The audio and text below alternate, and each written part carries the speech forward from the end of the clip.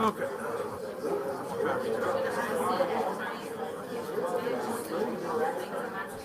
Before you do it,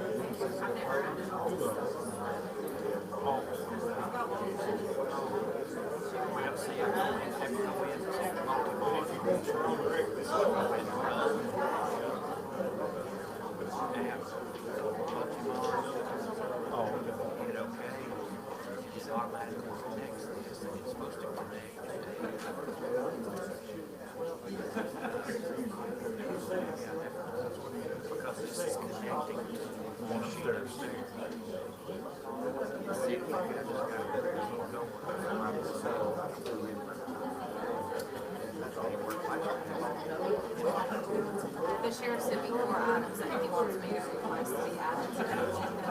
And then I have the user had to take a few notes. Resolution numbers. Did Leah pass them out? Or what's it? 3 resolutions.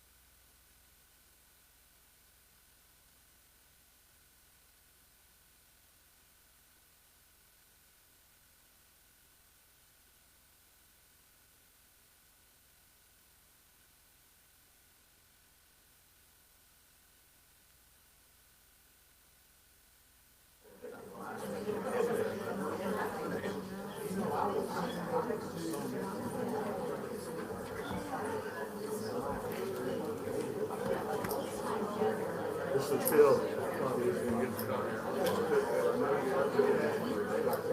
I just don't want to put it up. We've got so much on the agenda.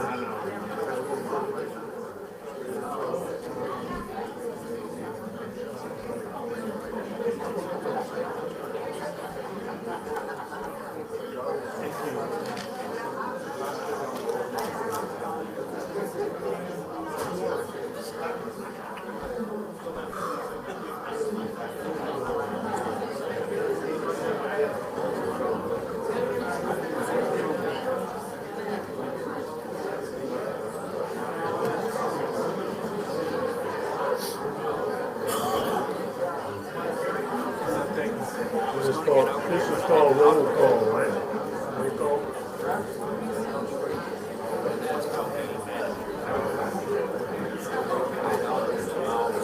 Okay.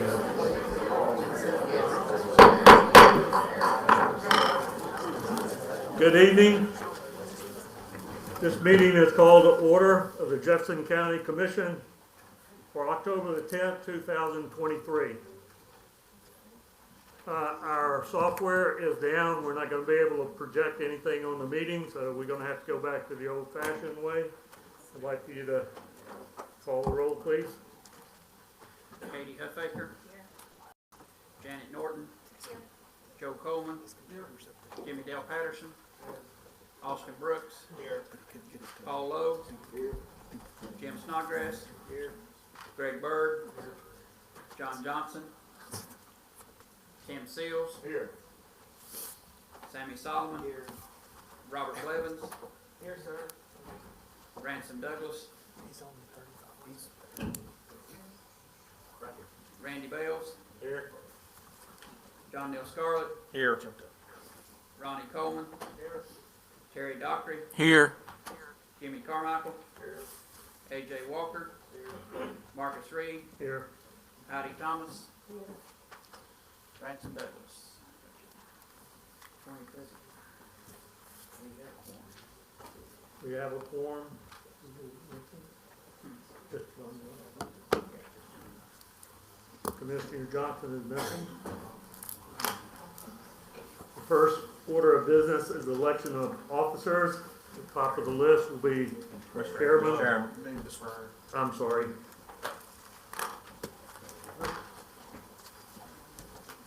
Let's all stand for prayer by Chaplain Commissioner Coleman and then pledge allegiance by Sammy Solomon.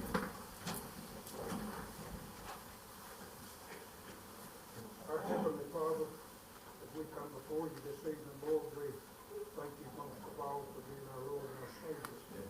We thank you, God, for your grace that saves us, for the blood that covered our sins. We thank you, God, for living in a country, Lord, that we still have a little bit of freedom left. Help us, Lord, to live right before you, that we may see the better of our community, see the betterment for our children, and all that are here tonight may look up to you for guidance. We thank you once again for all the commissioners that are here. We pray, God, that our judgment will be according to your word tonight, and that we not give you the glory and the praise for all things we accomplish. And when we lay down tonight, that our sleep will be peaceful. We thank you and we bless you. And we ask you to in Jesus' holy name. Amen. I pledge allegiance to the flag of the United States of America and to the republic for which it stands, one nation, under God, indivisible, with liberty and justice for all.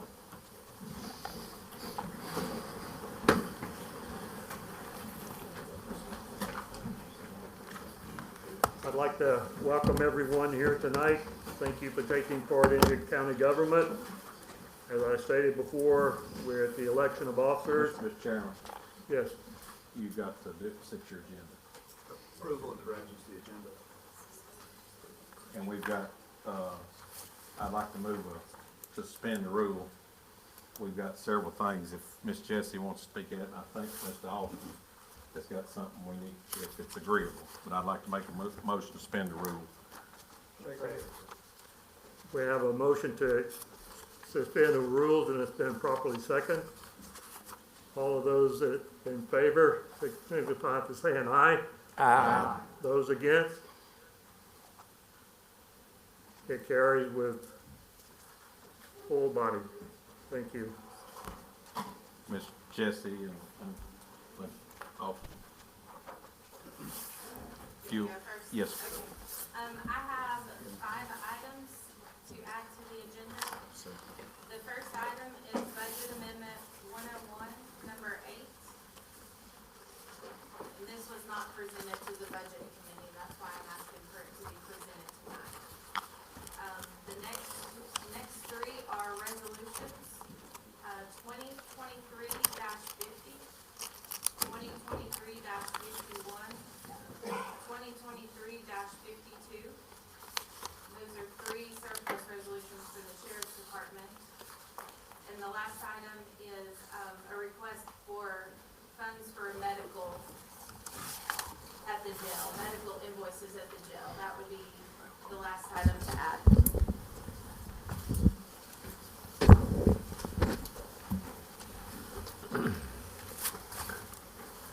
Thank you.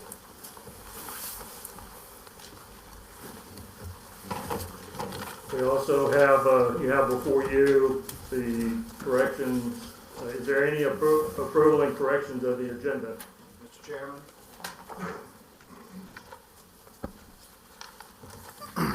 Last week, our circuit court clerk, Kevin Poe, John Neal, is this appropriate time? Yes, sir. Okay.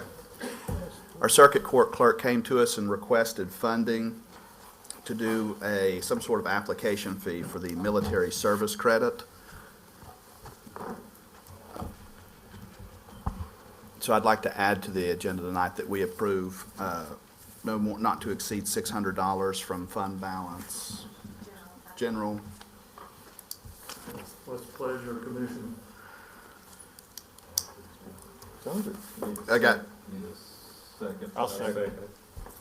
When we vote on the motion to add all that. I've got one more thing to add. You want to do it all together? Yes. Okay. Mr. Chairman, Ms. Sutton had emailed out several surplus items, and I would like to add those to the agenda tonight. I think she has handouts available. Ms. Jessie's already added. Oh, okay. Thank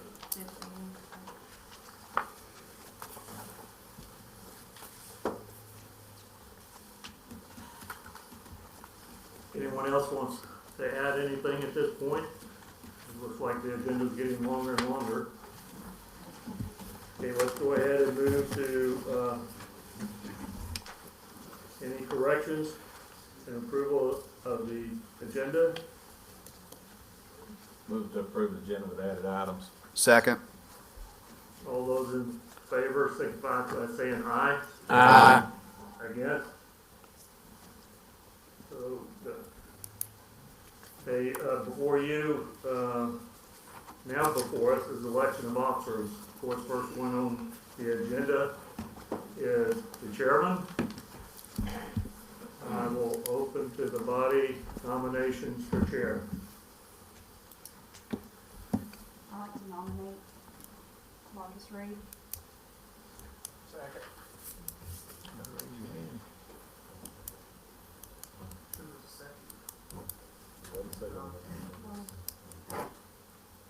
You like to nominate Jimmy Carmichael?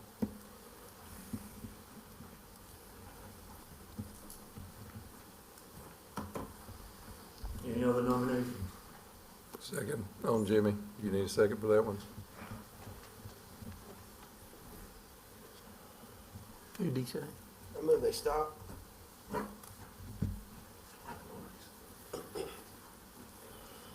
What'd you say, Ms. Love? I move the nomination stop. I'll second it.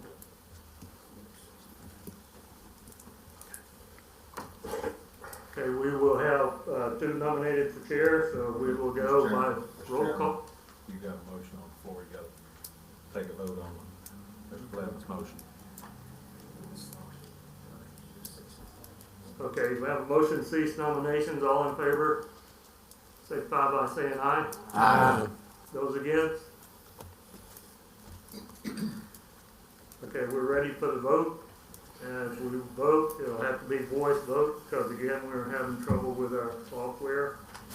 So you choose who you want to vote for as Mr. Hernan calls the roll. Katie Huffaker, Jimmy Carmichael. Janet Norton, Marcus Reed. Joe Coleman, Marcus Reed. Jimmy Dale Patterson, Carmichael. Austin Brooks, Marcus Reed. Paul Lowe, Carmichael. Jim Snodgrass, Marcus Reed.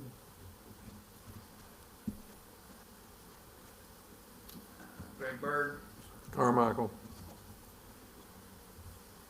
John Johnson, Tim Seals, Reed. Sammy Saltman, Carmichael. Robert Blevins, Marcus Reed. Ransom Douglas, Reed. Randy Bales, Carmichael. John Bell Scarlett, Carmichael. Ronnie Coleman, Reed. Terry Dockery, Carmichael. Jimmy Carmichael, Carmichael. AJ Walker, Carmichael. Marcus Reed, Reed. Heidi Thomas. Carmichael.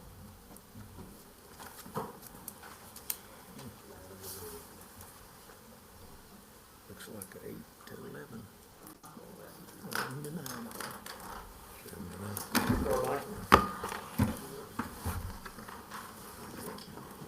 If you would sign in on your computer, we may not be able to project, but we should be able to run the program.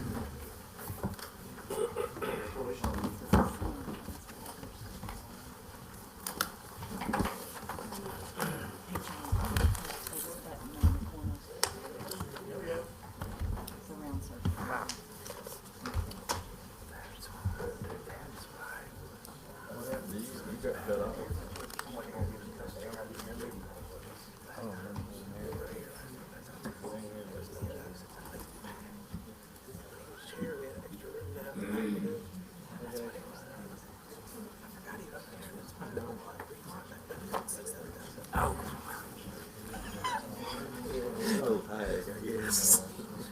You're making this too hard. Oh, yeah.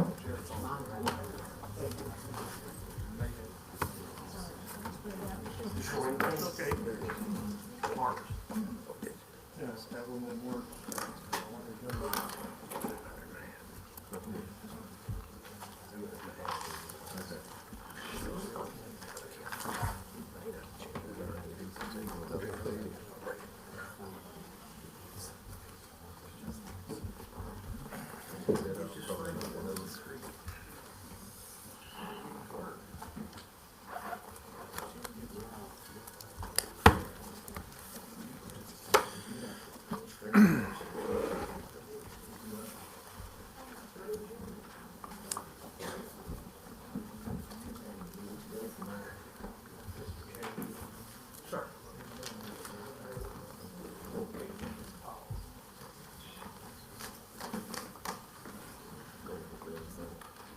If y'all bear with us for just a second here till we get my computer up and running, and we'll be ready.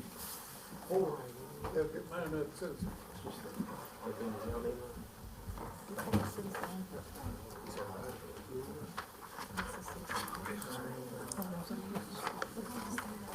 Don't tell Robert.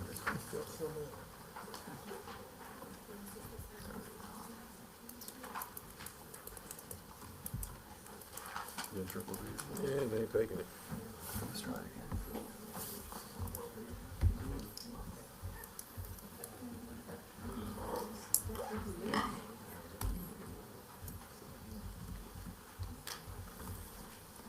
Yeah, that works.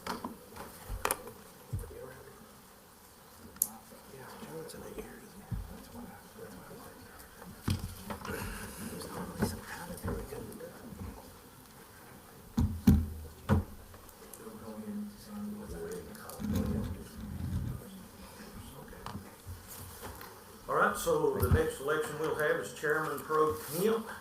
The floor is now open for nominations. We have Ronnie Coleman. I nominate Marcus Reed.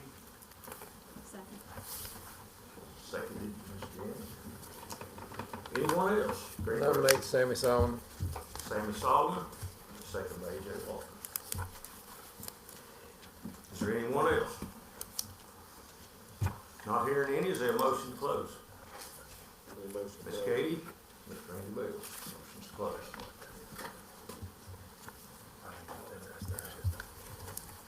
We'll be ready in just a second to do a roll call vote. Vote on motion, close. Got to vote on the motion, Mr. Craig. Are we all in on the motion to close? Signify by saying aye. Aye. Any noes? We're done. It's time to have election. Katie Huffey, Solomon, Janet Norton, Reed, Joe Coleman, Here. Reed, Jimmy Dale Patterson, So, Austin Brooks, Marcus Reed. Paul Lowe, Solomon. Jim Snodgrass, Solomon. Greg Bird, Solomon. Tim Seals, Solomon. Sammy Solomon, Solomon. Robert Blevins, Reed. Ransom Douglas, Reed. Randy Bales, Solomon. John Neal Scarlett, Solomon. Ronnie Coleman, Terry Dockery, Reed. Jimmy Carmichael, Solomon. A.J. Walker, Solomon. Marcus Reed, Reed. Heidi Thomas. Solomon,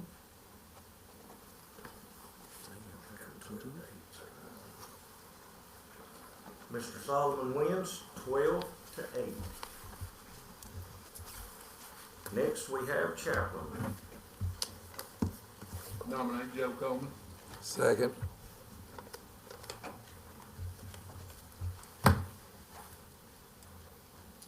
Anyone else? Move to cease nominations. Dr. moves cease nominations. Does everyone agree with the cease? No votes? We will proceed to election. We have one name. Tell me, what do I need to do? Elect by acclamation. Okay. Elect by acclamation. Joe Coleman, you're the next chaplain. Next, give us just a second, we got parliamentarian. The floor is now open for nominations. Mr. Chairman. Mr. Chairman. Sure. It's outlined in state law that if we do not elect a parliamentarian, then our county attorney would act as our parliamentarian. That's what I would like to do. You would like to make that nomination? Yeah, Sure. thank you. Second? Second. Rob Blevins is the second. Katie? John Neal Scarlett, Second.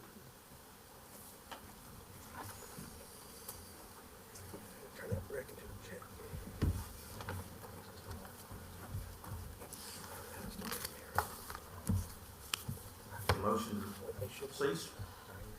Motion cease. Second.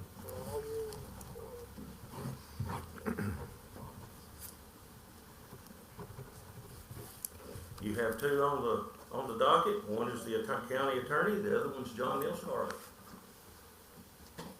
The roll will be called when we're ready here in just a second. Katie Huffey, John Neal Scarlett, Janet Norton, Charlie Brown, Joe Coleman, John Neal Scarlett. Jimmy Dale Patterson, Scarlett. Austin Brooks, County attorney. Paul Lowe, Scarlett. Jim Snodgrass, John Neal Scarlett. Greg Bird, John Neal Scarlett.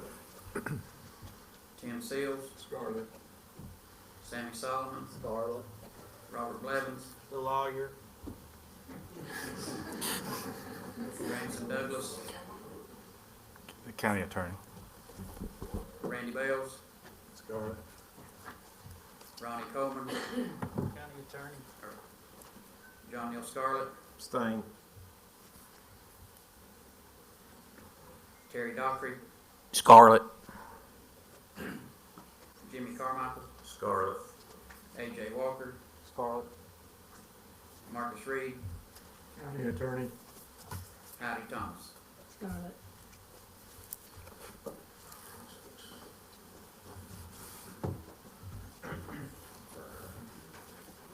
13-6, John L. Scarlett, you retain parliamentarian. Now, next on the agenda is approval of minutes. You have 1, 2, 3, 4 minutes. So moved by Mr. Sammy Solomon, is there a second? Second by Mr. Pop Seals. We will proceed to vote. All in favor, signify by saying aye. Opposed? Is the computer's working now? I'll get him on the next vote. We're gonna try on the next vote. There's no votes? Passed. Next on the agenda, we have appearance of citizens. We have a pretty good little list right here, so we'll get right on to it. First, we have Mr. Hammer. Is a Hall, H-U-L, Hammer? Sir, to the podium. Please speak into the microphone. You have 3 minutes.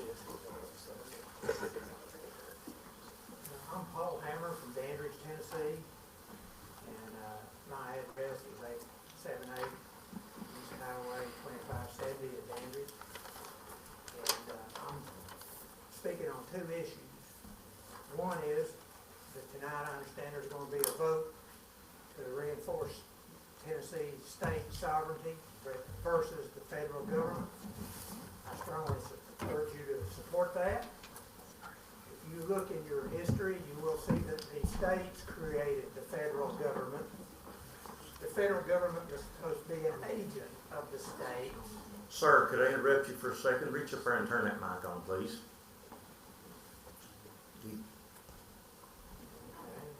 Blue button on the side of the mic. There, maybe that's it. Now we got you. Look for the green light. The states created the federal government.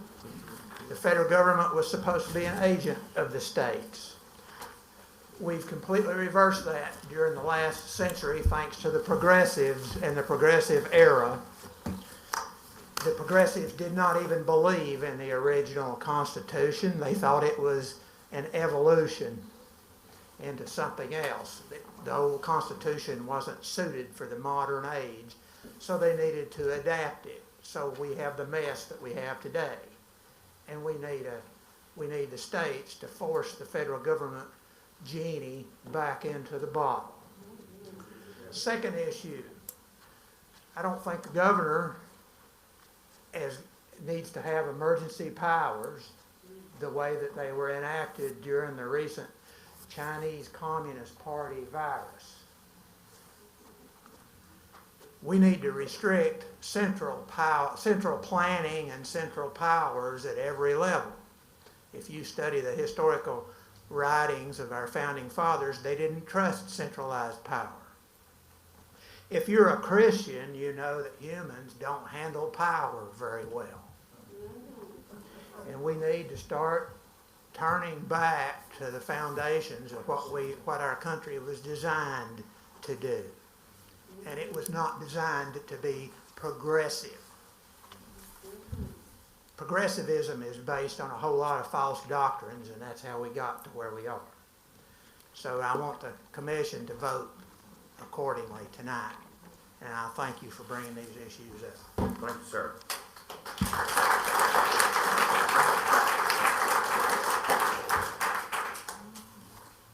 I realize I just showed up as chair, but what I'm going to have to do is ask y'all not to applaud until we can get through this, so we don't get everything real crazy here. We're going to try to get through this pretty quick. The next person is Jeff Lansdowne.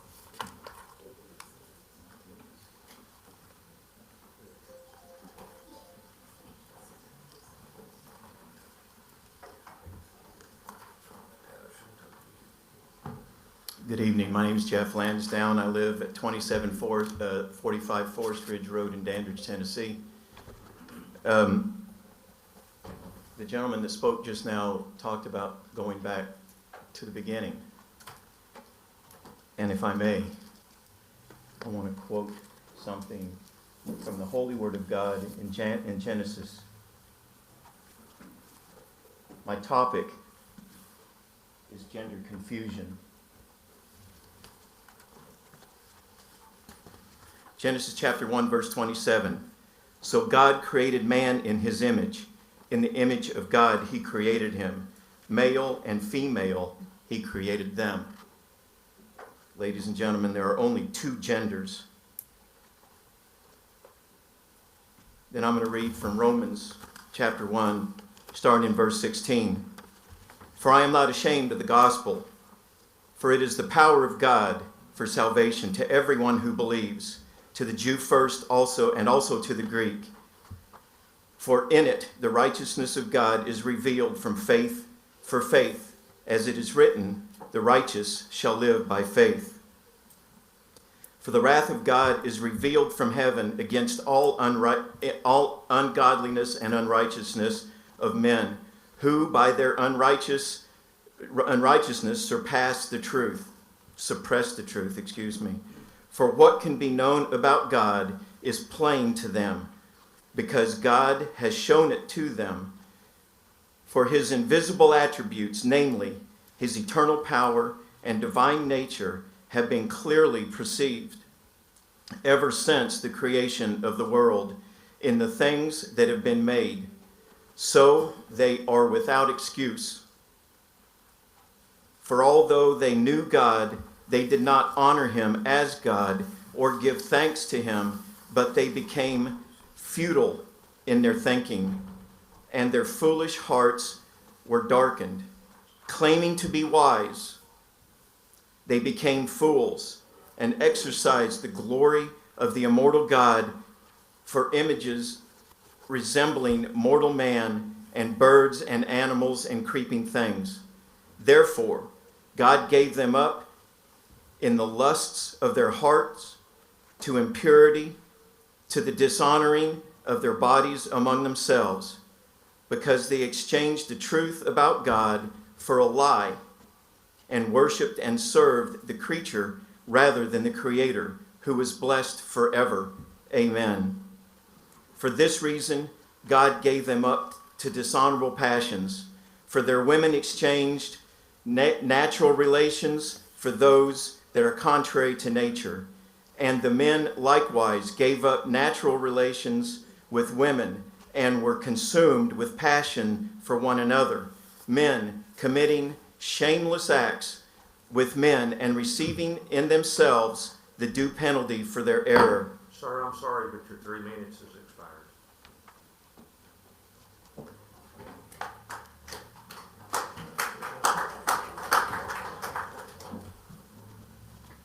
Mr. David Seal. Thank you, Mr. Chairman. David Seal, 730 Sam Martin Road. I'm referencing Jefferson County Schools Budget Amendment Number 2, Federal 142, Item 4. The Budget Committee has been snookered by the school system. The amendment reference is for payment to Allied Behavioral Health Solutions. It is deceptively labeled and absent any reference to Allied. I believe that our Director of Schools, Dr. Tommy Arnold, is responsible for this deception. The Budget Committee and 2 members of the school board were not advised that Allied was to receive money from this amendment. Our Director of Schools and possibly others have tried to fly this under your radar with a bogus description, a lie of omission. There's a reason for this deception. The public is getting nervous about certain ideologies in our school system. The fact that parents are holding 843 students out of our school system for home and private schooling. Allied is the mental health contractor that counsels our children in our school system, along with its LGBTQ affirming beliefs. Let's talk about what that means. The T in that acronym stands for transgender. The plus sign represents over 80 so-called genders.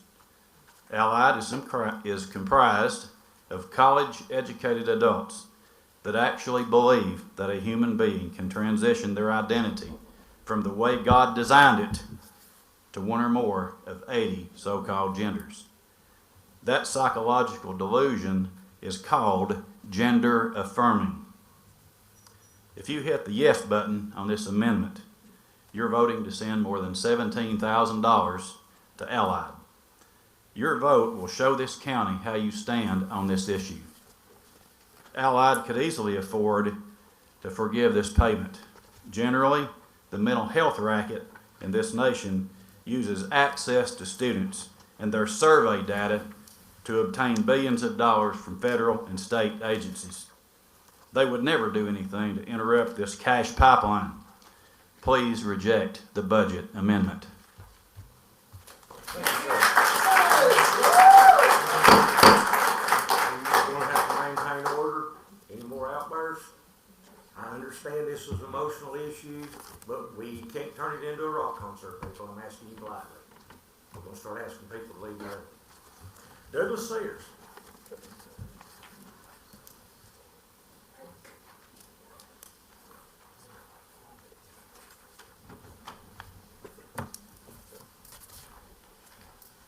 Thank you, Mr. Chairman. Doug Sayers here at 1287 Valley Home Road in Dandridge. I'm going to speak tonight. I read an article in the paper, which is nice. The paper informed me as a citizen.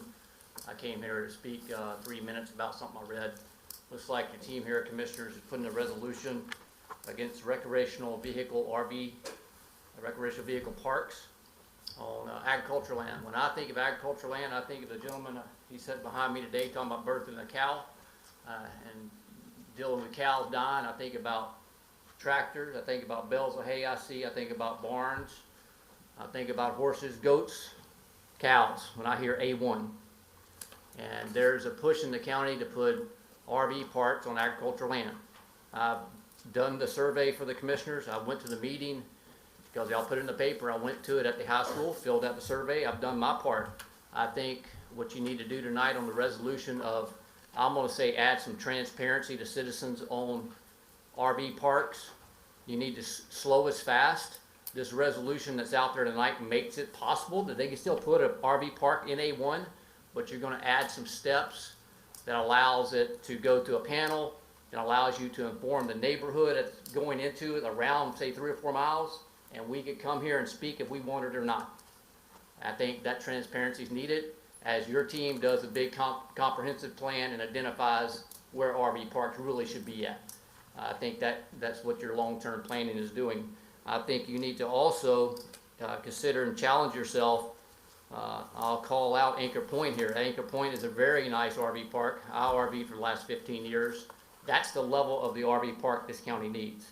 We don't need 100 people in some 10-year-old RVs bringing in about 50 people into the school system.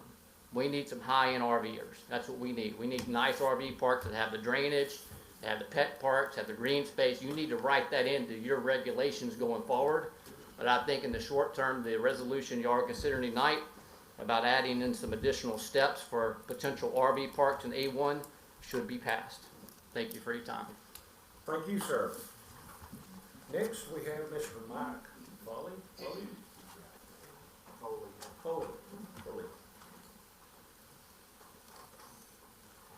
Good evening. My name is Mike Foley, 318 Oak Vista Drive in Dandridge, and I'm speaking for myself tonight.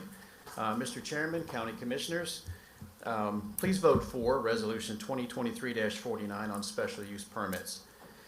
You may be hesitant because of concern about infringing on the rights of property owners. My wife and I moved here last year, but have owned farmland in the county for many years, so I share the concern and respect your caution.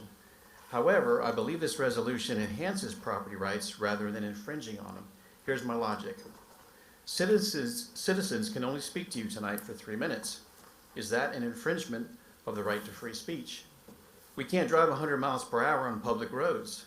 Is that an infringement on the right to liberty? We have to get permission to do certain things on our land. Is that an infringement of the rights of property owners? It would be a lively debate over a good meal, but for now I think we can agree that the intent of rules and regulations should be for the public good. So why do we have a zoning resolution? Article 2 says, quote, "The purpose of this zoning code is to promote the health, safety, convenience, order, prosperity, and welfare of both the present and future county residents, end quote. A worthy goal indeed. To accomplish it, the code limits what owners can do with their property. Specific land uses are allowed in each zone, and there are standards for development. Obviously, land development does not take place in a vacuum.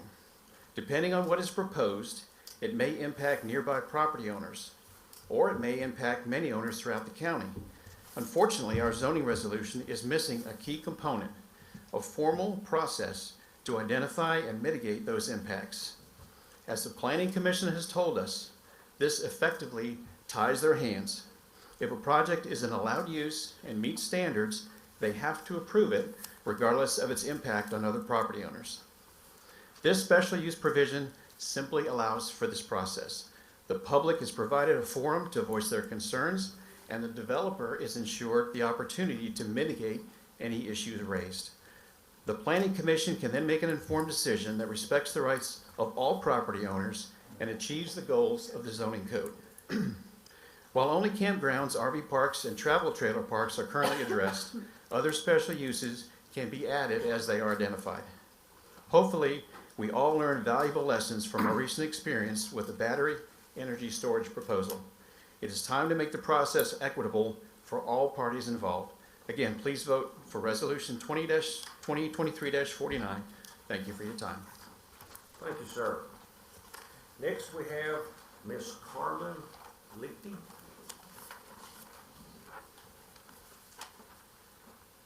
Hello.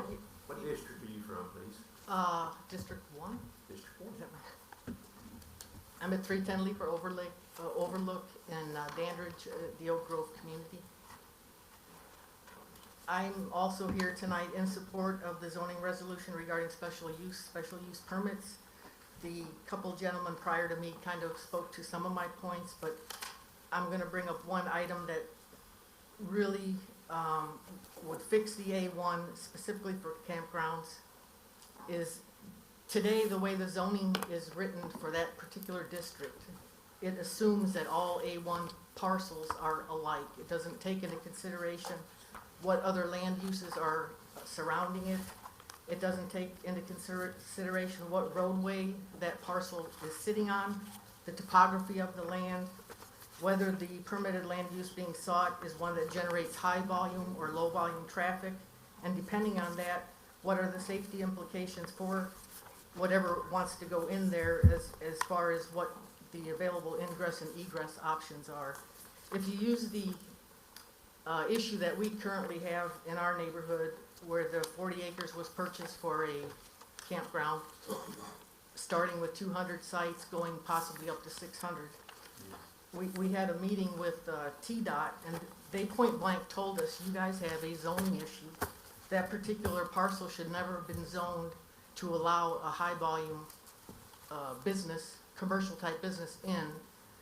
Even if they make accommodations to the one way in, one way out, there's still safety concerns for the public, whoever travels up and down that road. So by putting a special use permit in for campgrounds and possibly other commercial businesses, it takes all those factors into consideration, allows you to make a better decision on where things are placed, and it protects the abutting property owners, and it also, as they said earlier, opens up the transparency to all parties involved. And I know there's a pushback on this where you don't want to address this particular issue now because of the long-range strategy going on, but this is really an independent situation. A1 is an issue regardless of what direction you take, so there's really no valid justification to postpone making this change. So we highly support it, and I believe I can speak on behalf of our neighborhood that we definitely would support this from you making a yes vote tonight on that resolution. Thank you. Thank you, ma'am. Next, we have Karen H. Collins.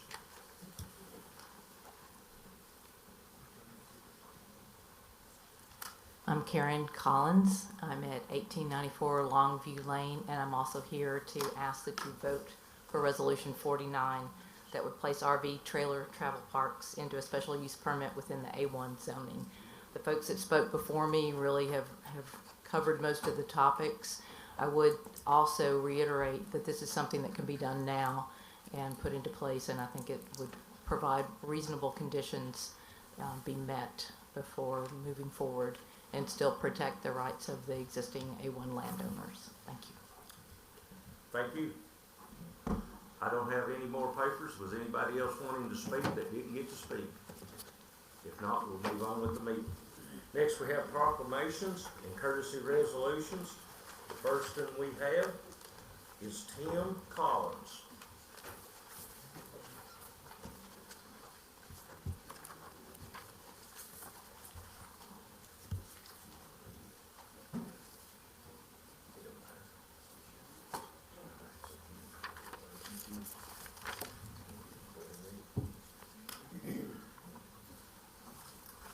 An honorary resolution to commemorate and honor the right one.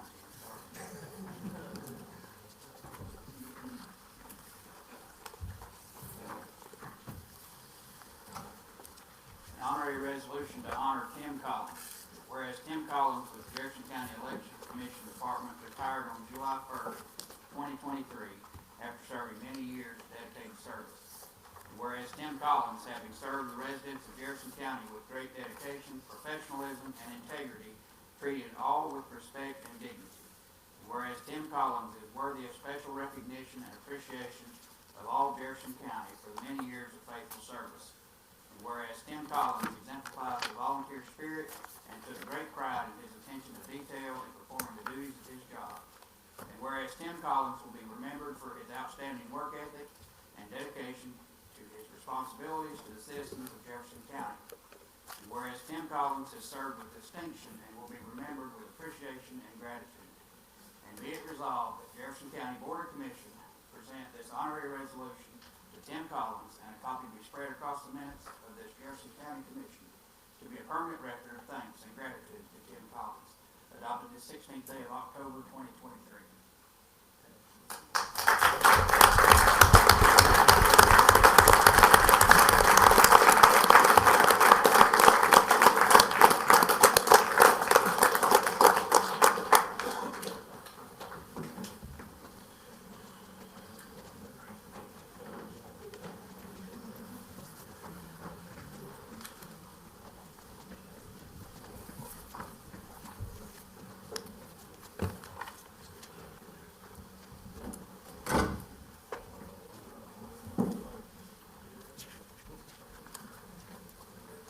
Next, we have Ralph Gene Esslinger.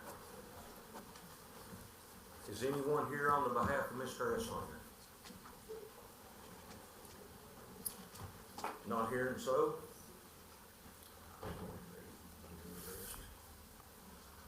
Whereas Gene Esslinger served the residents of Jefferson County, Tennessee with dedication, integrity, and uncompromising principle, and whereas Gene Esslinger represented District 6 as Jefferson County Commissioner for 8 years in an ethical and professional manner.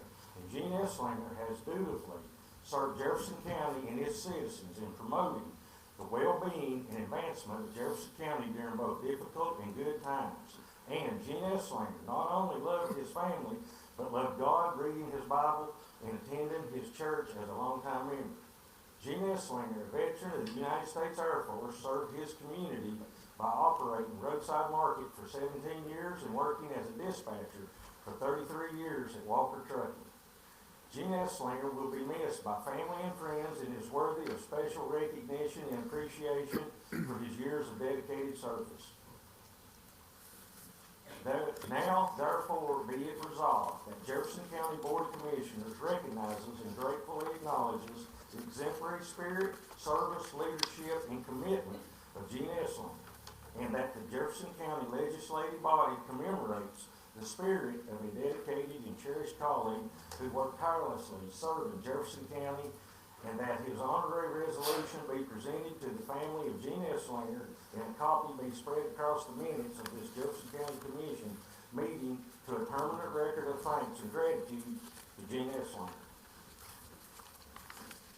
This is your dedication.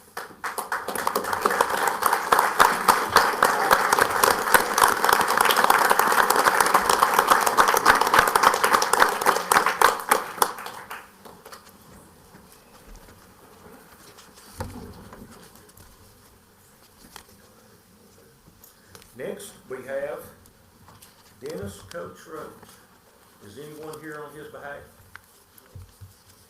Mr. Chairman, Sure. we presented that at the Jefferson County Republican Party, and I don't think anyone from that candidate is me. An honorary resolution to commemorate and honor Dennis Edward Coach Roach for his public service. Whereas Dennis Edward Coach Roach, an educator, coach, American politician, former Republican member of the Tennessee House of Representatives, represented District 35 from 1995 to 2015. He faithfully served the residents of Granger, Jefferson, and Claiborne counties with dedication, integrity, and uncompromising principle. Whereas Dennis Roach not only loved his family, but loved God and demonstrated his true Christian spirit by serving others. He was a lifelong member of Blue Springs Baptist Church, where he established the nursing home ministry, served as a deacon, as well as leading a weekly class with the men of the church, and an active participant in the Gideons International. He was a true public servant and example of volunteer spirit. And whereas Dennis Roach, as an educator, was a positive influence in the lives of the many students and athletes he taught. He was Coach of the Year 11 times and will be long remembered with love, respect, and admiration. And whereas Dennis Roach will be remembered as an exceptional member of the Republican Party, loving husband, father, grandparent, brother, uncle, and special friend. His kindness, generosity, and good humor will always be cherished and remembered. And now therefore be it resolved that the Board of Commissioners of Jefferson County, Tennessee recognizes and gratefully acknowledges the exemplary spirit, outstanding leadership, and commitment. And be it further resolved that the Jefferson County Legislative Body commemorates a dedicated and cherished colleague who worked tirelessly serving Jefferson, Granger, and Claiborne counties. And be it further resolved that this honorary resolution be presented to the family of Dennis Edward Coach Roach, and a copy be spread across the minutes of the County Commission meeting to be a permanent record of thanks and gratitude, adopted this 16th day of October, 2023.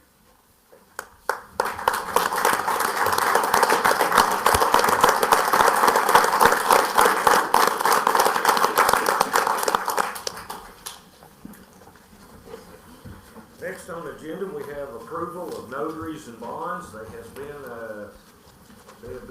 one of the papers handed out to everyone this evening. Did anybody not receive one?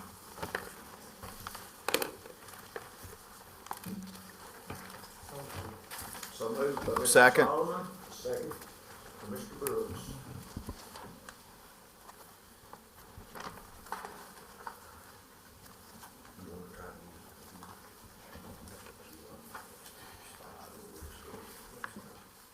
We're gonna do a standard vote because we're not hardly up to using the computers yet. So anybody that's in favor of the approval, signify by saying aye. Aye. Is there any no's? Thank you. It passes.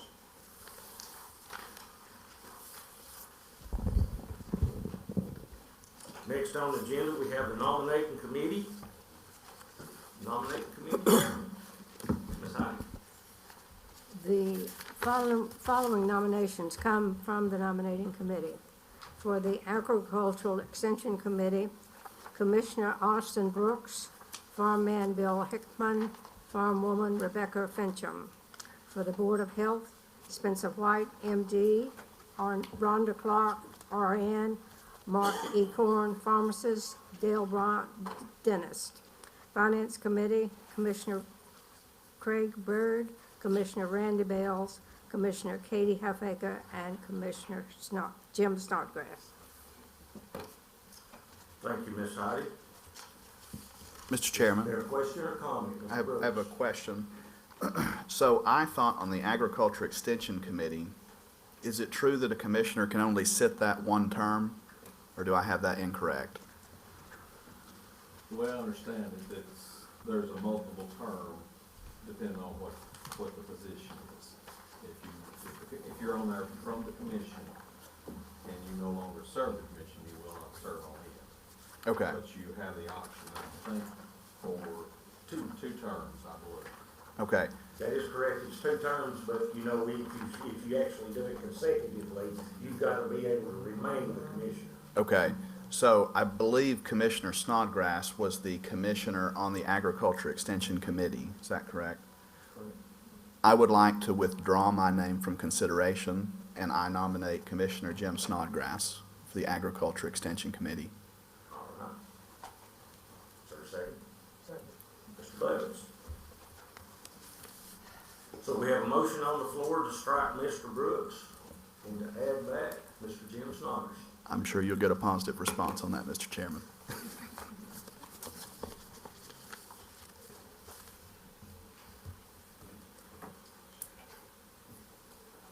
Anyone else?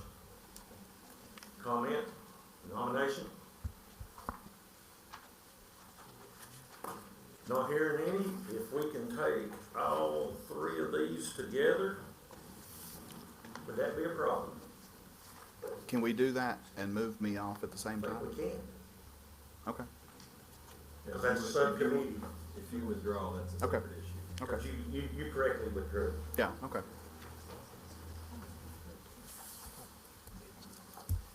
Signify that you're gonna try to vote.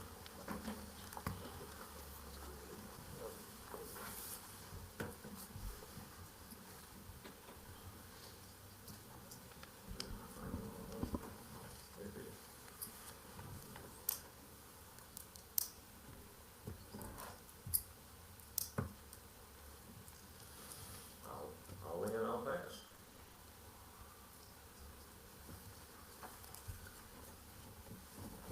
Now we're down to reports of elected officials, county mayor appointments. We have on the E911 board, Billy John Cureton. On the EMS board, we have Bo Christian. On the ethics committee, we have Heidi Thomas, Austin Brooks, Joe Coleman, Ransom Douglas, and Charles Tipton.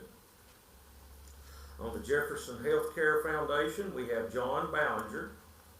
The Nursing Home Board, we have Merle Jonigan and Linda Franklin. On the Sanitation Commission, we have Jonathan Mixon. That is all the mayor appointments. My motion is to accept them all. We have a motion on the floor to accept. We have a second. Second. Got a second, Paul Lowe. If you're for approval, signify by saying aye. Any noes?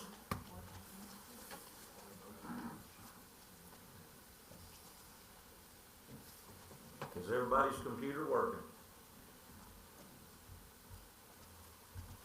So far.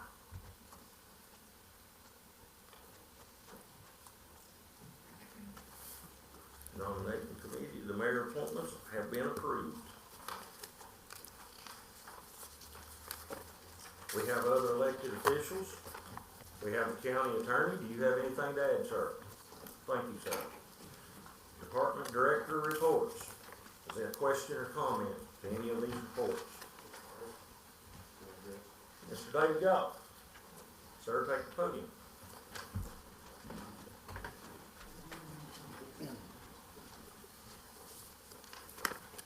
Thank you, Mr. Chairman. Commission, talked to y'all last week about salaries. So there was a question about what it would take to move us forward a little bit. I picked an arbitrary number. The truck driver position I was talking about is $14.80. I picked $17. Move him $17. That's a 15% increase. You can't just move one position, two positions. Whole departments would have to go. That comes up to, with associated costs, part-time, everything, roughly about $95,000 per department is what it would take to get to that point. Times two departments, 116 and 207. So $190,000 to get us there. I know that's a lot. I don't know where else we go from here, but I mean, I spoke last week on where I'm at and what I'm hiring. So, Question or comment? My Mr. Seals. question would be, does it gotta go to budget, It's gotta go to the sanitation board first. Has it been through your sanitation board? it has not, no. I mean, I'm bringing it to you all to see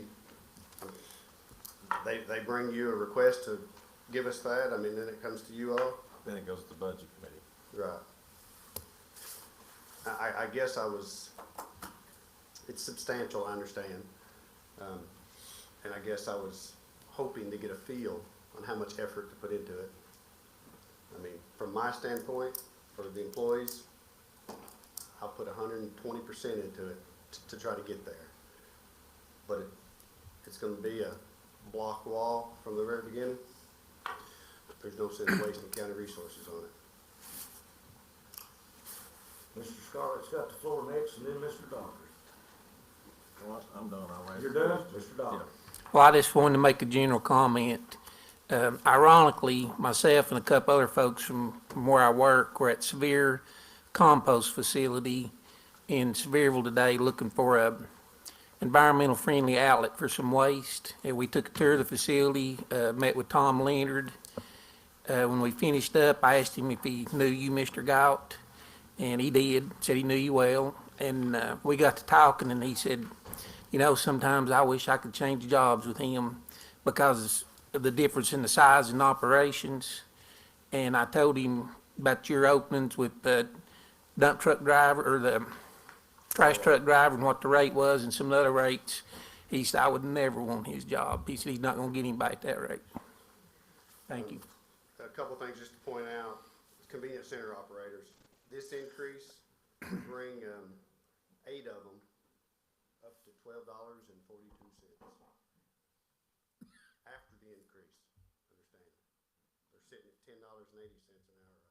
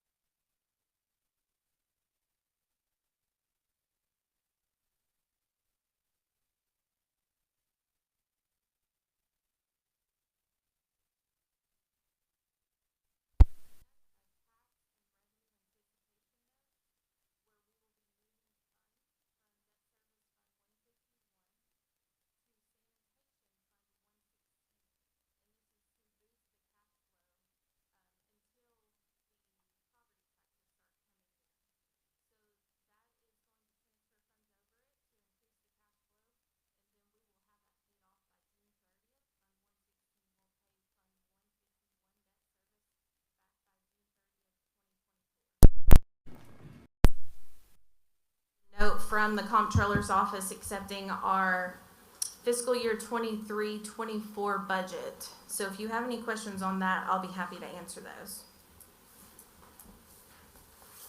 Anyone? Okay, the next item is, we do have a memorandum of agreement. We only have 2 included. We have approved for 3 different entities. However, one entity, we're waiting on advisement from the comptroller's office on that. So the 2 that we are presenting is Shady Grove Utility District and Alpha Talbot Utility District. These funds have already been approved by you all. I just wanted to present that so you could see that, and that the mayor will be going into agreement with them for that. Those are from our ARPA funds for the TDEC. So it will just be a flow through. We do not currently have that cash on hand. We'll receive it and then we'll flow it through to these 2 different entities. The next item that I wanted to go over, I believe would have to be voted on. Okay. This will be General Fund 101, Budget Amendment number 8. It has 4 items on it. It is using fund balance of $13,000, and that is item number 1 is using fund balance of $10,000. And I would like to go ahead and say that this was approved last year, and those funds were not used on that line item, and we failed to reserve those at year end. So they did roll into fund balance, and it's $10,000 for the long-term range planning advertising budget. So this is to just pull those funds back out that were approved last year, put those back on an expenditure line so they can start advertising. Item 2 is for a grant for the sheriff's department. Item 3 is a 2020 home grant, and these funds were deposited through the trustee's office, so our department was not aware of these funds, the $3,000, otherwise we would have reserved those.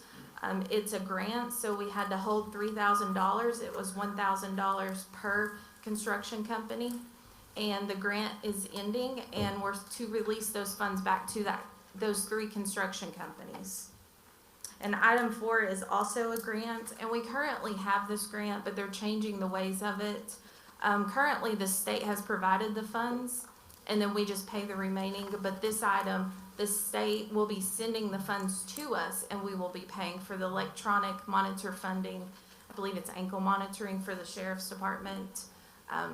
We will be paying those instead of going through the state. I think the state's just passing the buck to us, so. We also, I believe, do we vote on that? Okay. Does anyone have any questions on that before you vote? All of this money does come out of fund balance, with the exception of the grant stuff. Correct. Item 1 and item 3, and item 1 funds were approved last year. They just rolled into fund balance and were not reserved. And item 3, we received those funds to hold as a bond. Technically, we just weren't aware of those funds. Anyone else, question or comment? So moved, Mr. Chairman. We're not, well, are we on budget amendments now? No, but probably need to do, this one was through the okay. budget committee.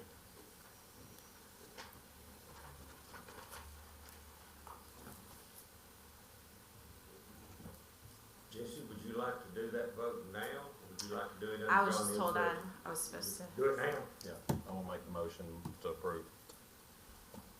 Mr. Scarlett just made a motion. And Second. Will, I think we got a motion from him, so you'll wait a minute. Hang on just a second.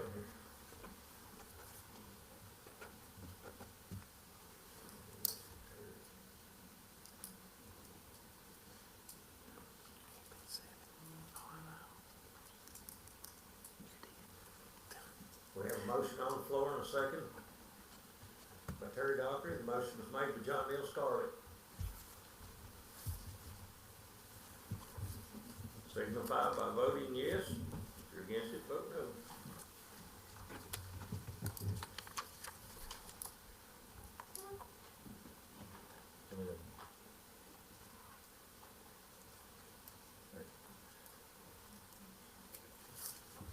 Passes.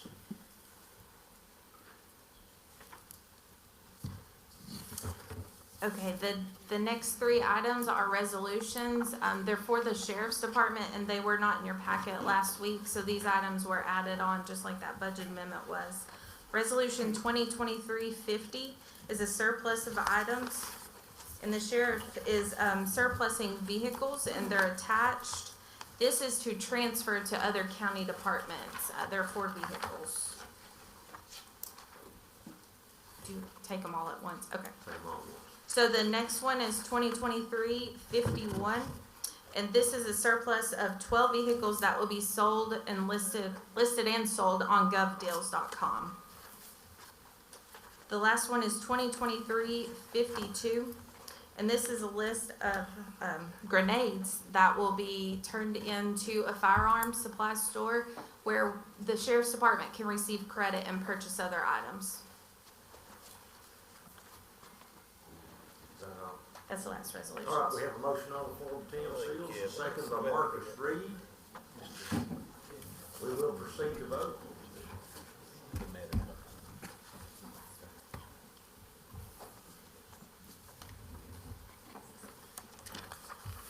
18-0.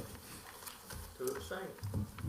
Okay, the last item that I have is, we have some hefty medical bills that have come through for the jail. And there's no way of foreseeing something like this, so their budget does not allow us to pay for these. So we're coming, the sheriff's here, and we're coming before you all to request funds to pay for these. The total, and this is between 2 inmates, but 1 inmate is around over a year's period of time that we just received the invoices on. The total that we're requesting is $71,861 from General Fund 101 fund balance. And trust me, I would love to find these funds somewhere else to pay, but this is very hefty, too early in the game in our budget cycle to try to cover it. Is there a question or comment? If you have any questions, the Mr. sheriff's Chairman. here to answer. Mr. Chairman, Sure. could you repeat that number, please, Ms. Alder? Ooh, it hurts. $71,000, 861. 71,861. Thank you. Sheriff, you have anything you'd like to add? Oh.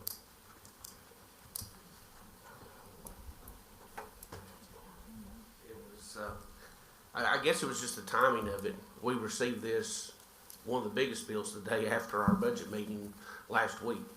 But it was a person that we had in jail, had a lot of medical problems, had to see a doctor 3 times a week for dialysis. And while we had him in custody, we had more indictments that come in against him. We went to court, I think 2 weeks ago, and then 3 days later was able to get him sent to the medical side of the prisons in Nashville so we could get him out of our care. But we've had him for a pretty good turnaround, but he just wasn't someone that we could work out something to put him back out on the streets. Thank you, sir. Question or comment for the sheriff? Not hearing anything.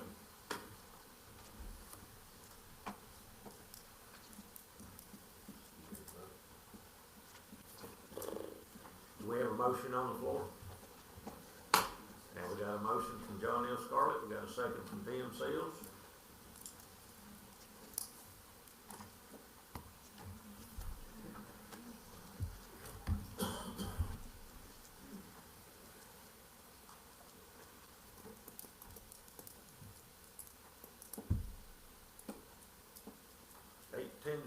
To abstain.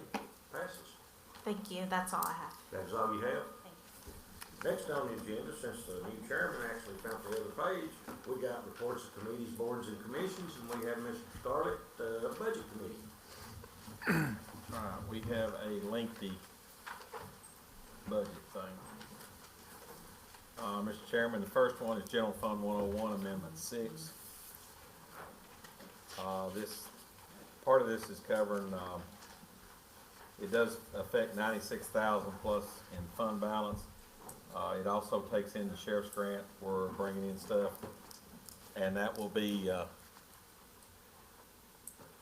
I can do that first. All right, the budget calendar, you have in your thing, budget calendar, Ms. Jessie has presented. Our goal is to have a special call meeting on June 24th and the budget hearing, and we should be done. Ms. Jessie said we can make this calendar. The schools have acknowledged that they can make this calendar and are okay with it. So the budget committee is presenting this to you for information. Budget assumptions, you also see in there. We've got those, so you know what we're working off of.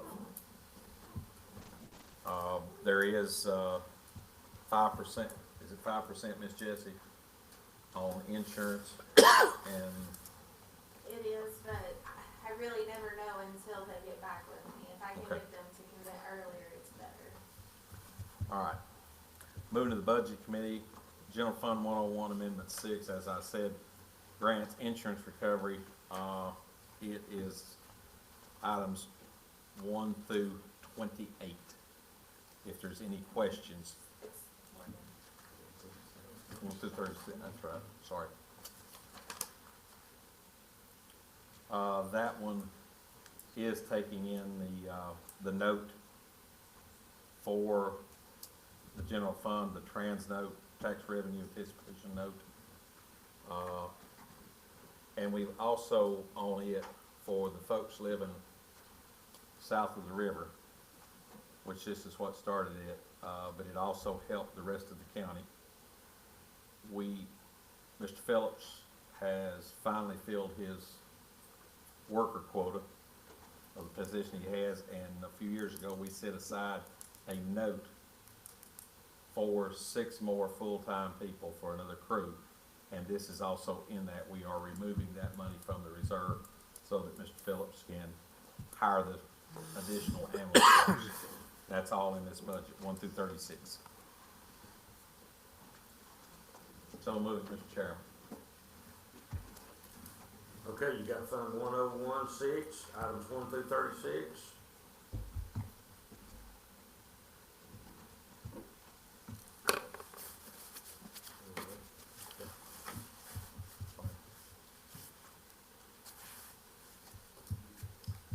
Zero passes, sir.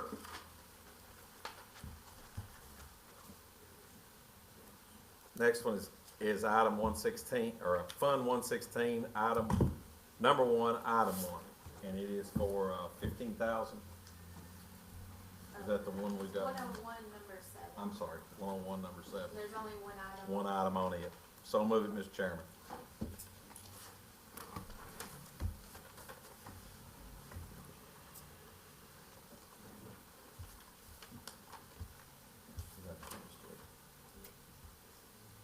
Next is 116, number 1, item 1. Hold on, Mr. Brooks. Oops. Oh. Pass 20-0, sir. 116, item 1, number 1. It is part of that sales tax fund over to the cash balance of 116, 150,000. So moved, Mr. Chairman. Question or comment? If not, please go ahead and vote.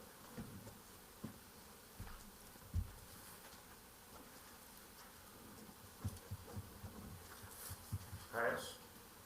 Sir. Next is 116, amendment number 2, item 1. It is what Ms. Jessie talked about, the trans note, tax anticipation note. It's for information. For information only. 121, number 2, item 1. That is the list of the opioid settlement and the groups that will receive it. So move it, Mr. Chairman. Question or comment? Proceed to vote.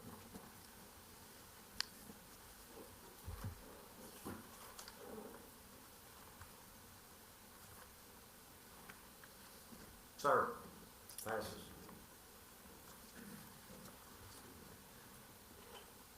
One 127, item 2, or 127, number 2, 1 item. So move it, Mr. Chairman. Question or comment? Proceed to vote.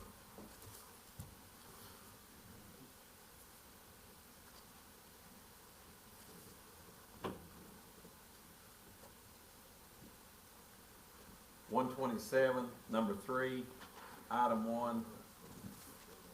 Hold up, sir. Ms. Norton. Passes 20-0. Sir.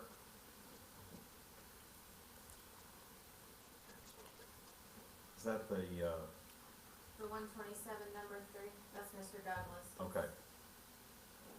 So move it, this is a contribution to the Senior Citizen Center in Strawberry Plains for paving up to $8,000. So move it, Mr. Chairman. Thank you, sir. Question or comment? Mr. Chairman, Sir. I'd like to amend that motion, because I am worried about that thing. We're opening up a Pandora's box. I'd like to amend the motion for accountability that since we do not own the property, we do not own the building, if that property is sold in the next 7 years, they have to repay the $8,000. Or whatever they, Or whatever they spend, up to the $8,000. We have a motion on the floor to amend. Does everyone understand the motion? Yeah. Sorry about that.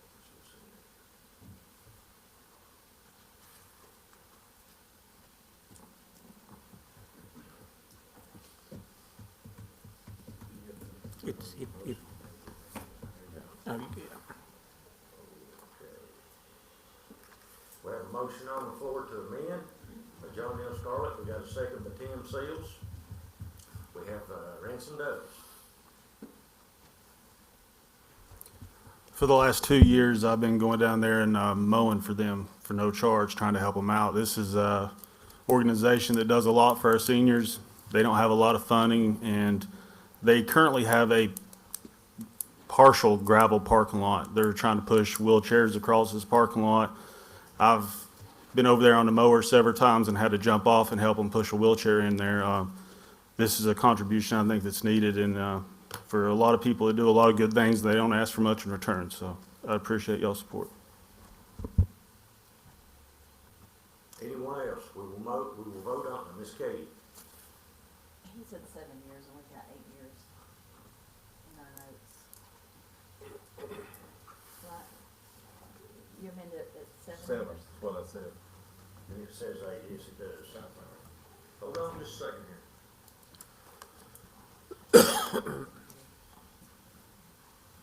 Mr. Marcus, did you have a comment? I do. I understand where Commissioner Scarlett is coming from, but I don't understand when you say that it's not our property. Any property we have in Jefferson County that is public, it belongs to the citizens.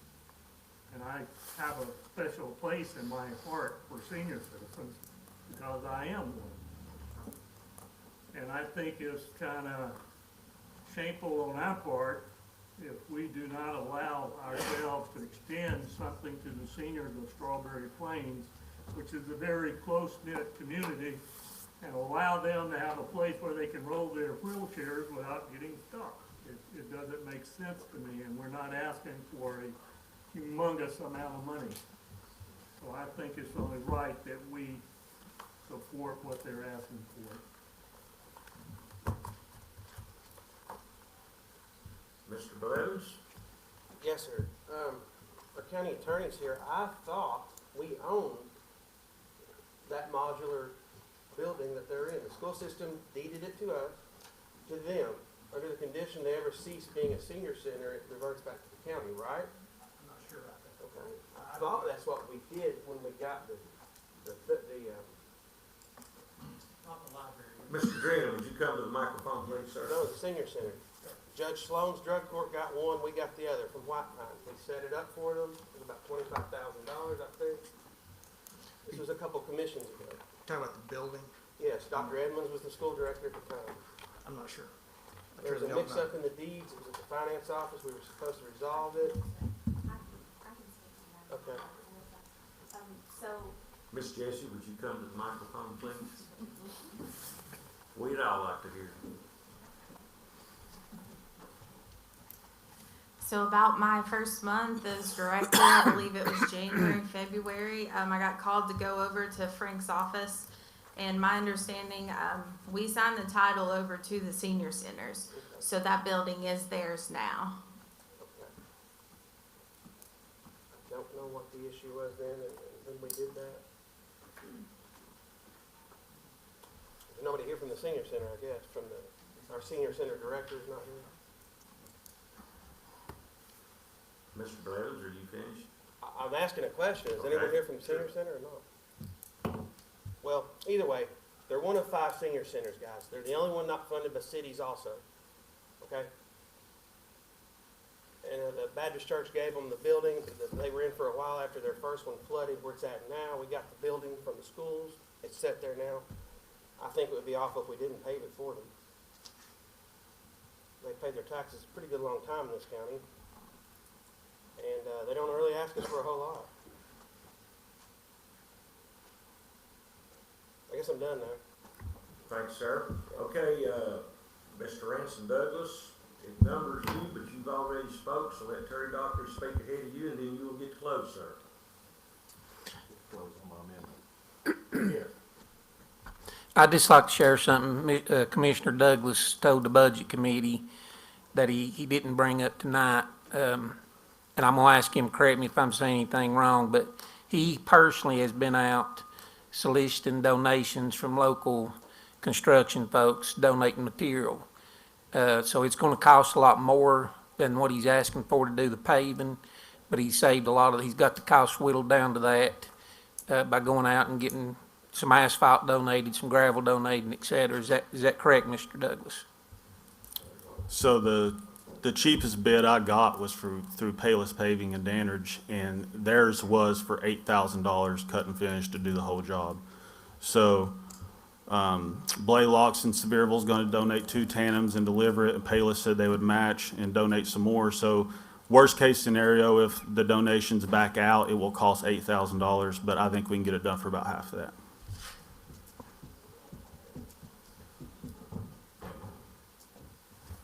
Anyone else with a question or comment before we vote on the amendment? I'd just like to say, I'm not opposed to the doing it, Mr. Douglas. I'm not opposed to them, but I think that, as with anything, they talked about transparency up here earlier. If you're gonna be transparent one place, you need to be transparent every place. So the road department don't get to mow everybody's yard. They don't pave everybody's driveway. So if this is not our property, if it's not the taxpayer, if it's not publicly held, if it's held by a 501c3, which it is, nonprofit, then there should be transparency. There's something in there that protects the other folks in the county. So if they have no intention to sell it, it does not make any difference. In 7 years, it's all over and done with. All I'm saying is, if somebody turns around and sells it, they just have to recompensate whatever we've spent on it. But I think it's a good idea. I think they ought to be able to get into it. It's just a matter of fact that it's just the right thing to do to have accountability. We will proceed to vote on the amendment. Ransom, do you want to close? One last thing. Sure. I just wanted to remind everybody, I'm not asking to pave the parking lot of Burger King, okay? This is people that serve our seniors, our taxpayers, people that have worked their whole lives, retired, and I just feel like it's something we should do. We give to nonprofits all the time, don't ask for nothing back. I feel like we can give back to our seniors. Thank you, sir. We will proceed to vote on the amendment first. Vote yes if you're for the amendment, vote no if you're not. 13 yeses, 7 noes, yeses have it. The amendment has passed. Now you will be voting on the original motion as amended, or the original recommendation as amended. Give us just a second to change the board.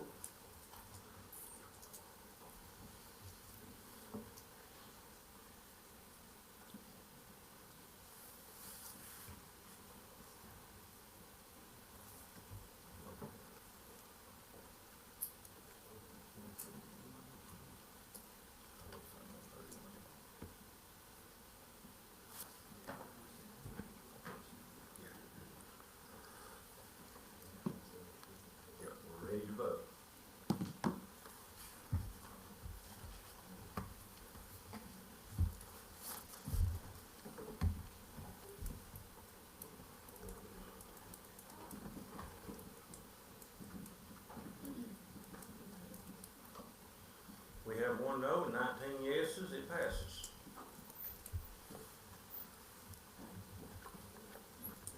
All right, next, 131, amendment number 1, Highway Department, insurance recovery and moving charges around to cover the insurance on a new dump truck.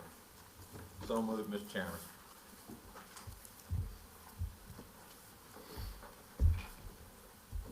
Question or comment? If not, vote.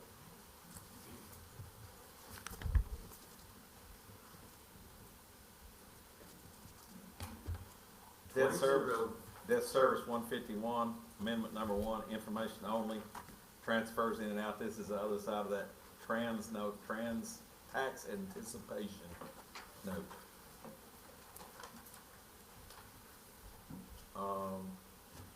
171, number 1, items 1 and 2. So move it, Mr. Chairman. Question or comment? If not, proceed to vote.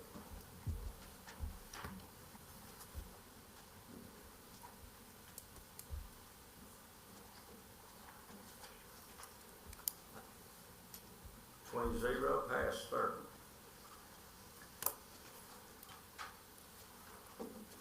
Landfill Fund 207, amendment number 1. So move it, Mr. Chairman. Question or comment? If not, proceed to vote.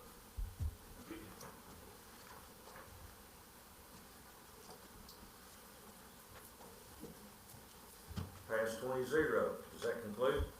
No, sir. The county fund? That concludes the county funds. Yes, sir. Next is Jefferson County School Fund 141, general purpose, items 1 through 3. So move it, Mr. Chairman. Question or comment? If not, proceed to vote.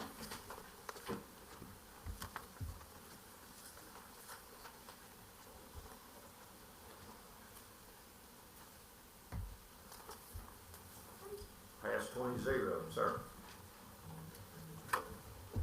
Fund 141, general fund, item 3, or amendment number 3, items 1 through 6.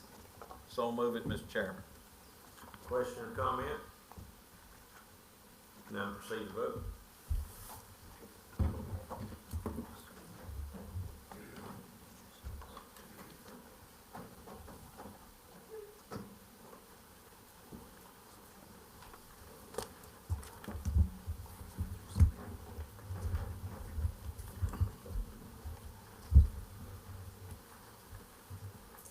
We have 19-1, passed. Sir. Fund 141, general purpose, budget amendment number 4, insurance recovery and recovery on a loss of a bus, insurance recovery on a bus loss. So moved, Mr. Chairman. Question or comment? Hearing none, proceed to vote. 20-0, sir. Fund 141, general purpose fund, budget amendment number 5, 1 through 4. Grants and preschool Medicaid reimbursement. So moved, Mr. Chairman. Question or comment? Not hearing any, proceed to vote.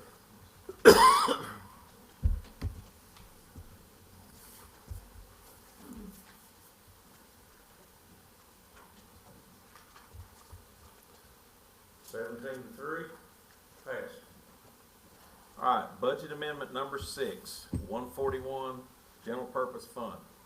This is the revenue for the budget committee discussed. The school system came, they're putting in new lights. This is a funding, and if we need to talk about it, Mr. Scott is here. He can talk about the structure of the note. This is a 0.5% note. Is that correct, Mr. Scott? That is correct.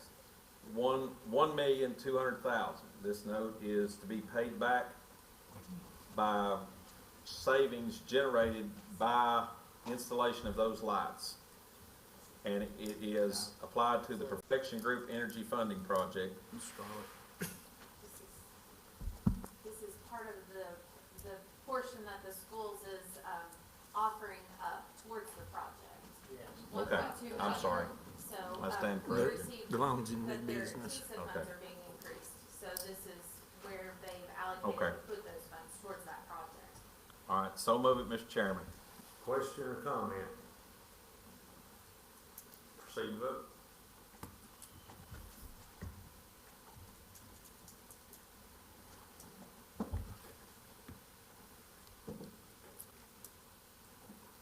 Sixteen-4, passes. Sir, Fund 142, Federal Fund Budget Amendment Number 2. This was the one that mentioned before. Is there any questions or comments on this item 1 through 5? Several. Sorry, 1 through 11. got two requests to speak. Mr. Dockery, I believe you're the first one. I'd like to ask, excuse me, that item 4 be removed from the rest and voted on separately. That is the Resilient School Grant. Mr. Seal spoke about it. Mr. Brooks spoke about it. I'd like to vote on it separately from the rest. Do we need to vote on it, or can we just remove it? If you've got consent, you can remove it. Do we have consent to remove? Yes, we do. Consider it removed. So move the rest of them minus item 4. That is 1 through 11 without 4. So You're move. voting for all the rest minus number 4. Does everyone understand that?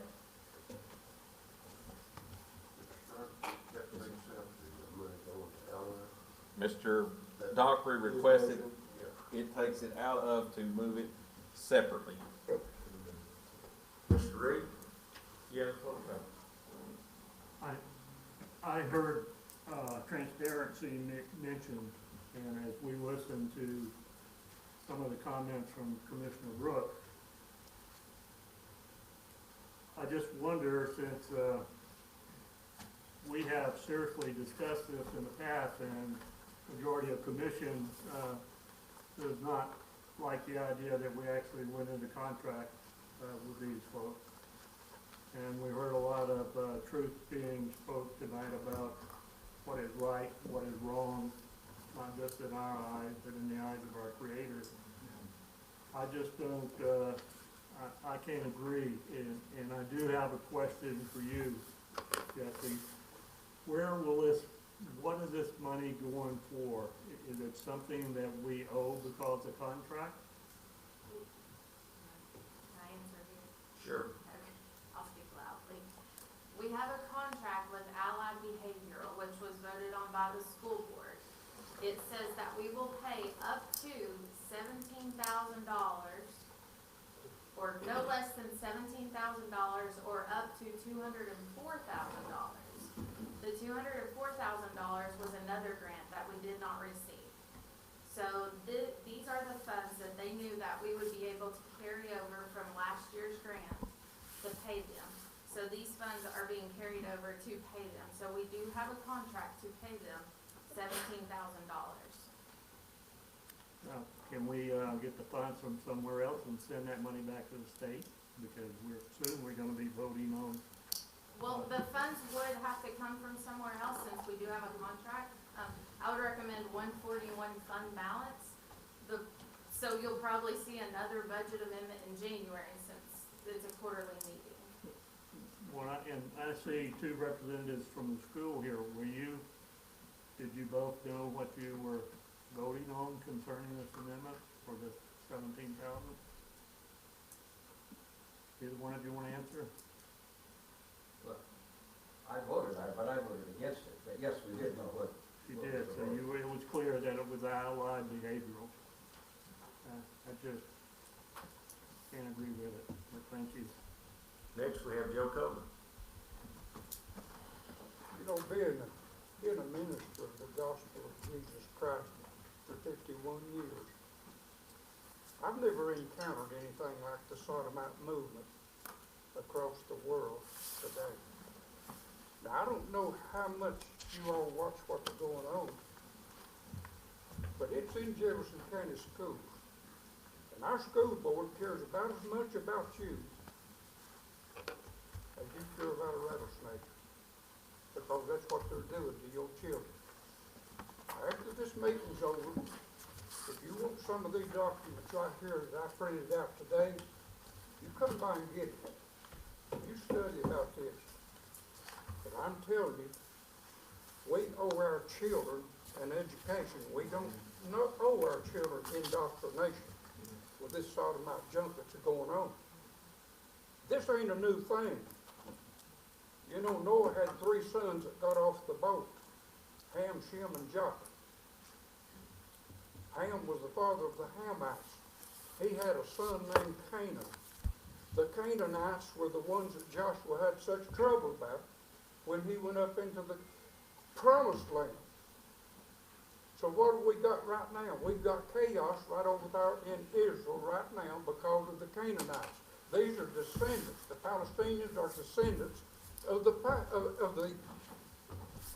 Canaanites. Do your history. You all that go to church, tell your pastor to get into his Bible and dig out the truth and let you know what's going on. Amen? Amen. I believe God, we owe it to God's people to tell them the truth. This junk that's going on is evil. It's evil to the heart of this country today, and it's destroying America along with the rest of these unsettled sodomite nations. So if you want a copy of this right here, this second.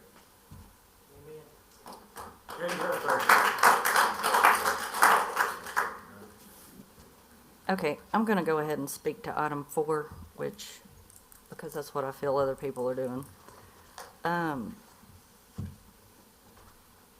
I don't agree with the gender confusion, LGBT, whatever the acronym is. But I've had several people, parents, aunts, people raising their grandchildren, children, who've used Allied Health. And it's the only mental health these families can get. One of them told me the children she is raising came from a drug family, I guess, that was a relative, and the child was suicidal. So if you want mental health for the kids to help the suicidal kids, the kids that have anorexia, eating disorders, I've been told by that. I've been told by a teacher who had a student who Allied Health found out the kid had weapons at home, and he was planning on coming and shooting the principal, the teacher, the students in the classroom. The parents had no idea those guns were there. So that was in our school system. So how am I supposed to tell these parents and people I know we're not going to provide any mental health, because the parents all sign paperwork, written consent that these students can be helped. And I would like to ask the school system if they know the percentage of these kids that has actually been treated for the other category in the LGBT. I don't know if you know that percentage, but I've been told it's practically 0. So. It's in the contract that we have in Allied Health. Mr. Chairman. Coach Bradley, would you mind coming to the podium to speak, please, sir? Do what? Would you mind coming to the podium to speak, please? Well, I want to know good. I'm right here now, sir. I understand Can that. he use one of our If you don't microphones, mind, maybe? so I can read your lips. Okay. Yeah, okay, whatever. I taught school for 38 years. I believe I can make enough noise. How many did I have in school? I know I had probably every one of you, right? Yeah. There were kids coming to school with problems. I mean, I'm going back to 1971. You know, what do? I'm trained to teach biology, right? And I am not a school counselor. And I shied away from giving any advice to any student of what to do that was not in the realm of my contract. And so these kids, there are a lot of, and they're getting more and more, like Katie said, they're being raised by an extended family. And not like I grew up in the 50s. And my parents ruled the place, you might say. And I went to church on Sunday. And any other time the door opened. Those kind of things. So kids do need, there's a lot of kids that need assistance. And they need professional people. I emphasize that word, trained people to give them good, solid advice. Now, by having allied behavior in our schools, what it does is it's convenient for the parents or the extended family, and the students can get counseling quickly, and they don't have to miss school. It happens in the school building. So they don't have to travel to Knoxville. Now, I know that allied behavior offers the service that everybody is speaking against, right? It's on their website, I'm sure. What service is that? Huh? What service are you referring to?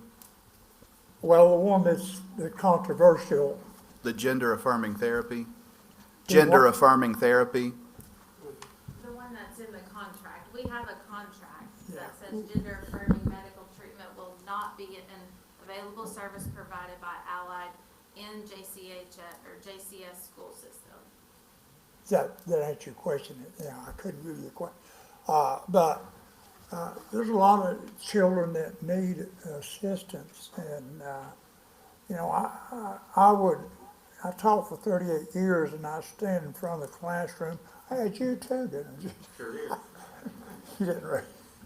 Best student I ever had, right there. But anyway, He thought the first name was Carmine. I mean, I could tell you stories and stories and stories about things. I would, and first period I would stand in front of the class, and I'd wonder, did these kids have any breakfast? Did they have anything to eat last night? I heard stories of kids who their mom and dad were still married, but the mom had a boyfriend, had moved in, and the boyfriend and dad had been fighting, and just all kinds of things. These kids they can't sort all that out, and we're trying to help them. But having Allied in, providing them with space, it cuts down on absenteeism in that they're in the school for about a 40-minute session, I think it is, right? And then they save travel time. I don't know where Allied offices are located, probably in Knoxville, Morristown, whatever. And There was one in parent- Jefferson City. There was one in Jefferson City. But another thing, parents don't have to take off from work, right? Because it's right there. So we're basically providing the space, and they are providing trained professional counselors, and like she said, it's in the contract that we do not allow that in the school. I don't know. I took over and talked too much, maybe. Does anybody else have any questions? I just know as a teacher, over the years, it was frustrating at times not being able to help anybody. And there's kids that need help. They really do. And I've seen a lot of them, trust me. And they try to confide in you, but all you do is be a good listener. All I could do as a teacher, and that's about it. Thank you, sir. Now we got Terry Daughtry to comment, then Jim Snodgrass, then Janet Norton, and then last but not least, Joe Coleman, because he had already spoke once before. I'll be brief, and I'm like Katie, this is not what the immediate vote, but this item 4 seems to be what got everybody's attention, so I've got a question and a comment. If I understood right, we basically were contractually bound to this funding, so Minimum of $17,000. how can we have a contract in place before a budget amendment is passed to have the funding to pay it? They would pay it from general funds at that point, but they knew about these rollover funds. So that was the initial plan, were these rollover funds that are being presented. Okay, my comment is, in 2010 was the first year I was elected to commission, and at that time, commission had to approve federal school grants. 2 or 3 years down the road, a request was made that we don't need to look at those, and we give that power up, and the commission at that time voted to do it. So this past fiscal year, after hearing all of these things that's been talked about, I offered the motion in Budget Committee that we reinstate that they have to come in front of the commission for approval. And the biggest reason I did that was because of what we're talking about tonight. And if I remember correctly, it passed overwhelmingly in full commission for a vote. Thank you, Chairman. Thank you, Mr. Dockery. Jim Snodgrass, you have the floor. Yeah, so, Mr. Chairman, could you address the gentleman with his hand up? He's been there for about 10 minutes with his hand up. You're giving your time to him to speak. No, I'm not. I'm just Well, procedurally. he wants to speak, but All right, if he wants to keep holding up, that's fine. If the commissioner wants to give their time to that gentleman, we'll allow him to speak. All right. And stand. I'm not passing my time. So just, if I heard you correctly. Keep your hand down, I got you. No, you gotta sit back down, because you can't participate till the commissioners are done. If I understood you correctly, you said the contract did not include gender affirming services. Is that right? Pull it up. It says, it specifically has a bullet point, which was wholeheartedly the only way a contract would even be signed, per the school board. It says gender affirming medical treatment will not be an available service provided by ABHS in JCS. Let me see if there's any.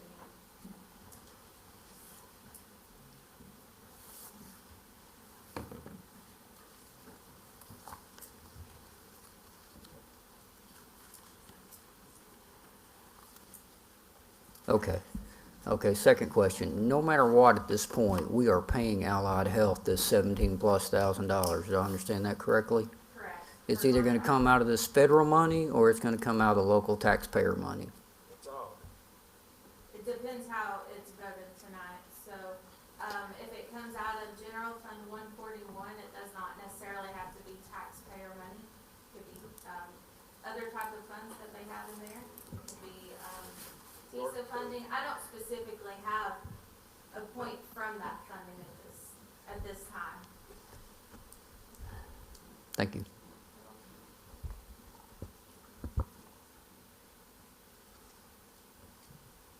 Mr. Snodgrass, are you done? Yeah, done, bud. All right, next we have Ms. Janet Gordon. As some of you know, I taught before I came into county commission, became a realtor and jumped into the mess. Taught for 22 years. And one of the main reasons I quit teaching, several reasons, but one of them was that the behavioral issues in the classroom have become so severe that I could not teach the other children in the class. Saying that, I don't know that the school system needs to be in the business of doing psychological treatment.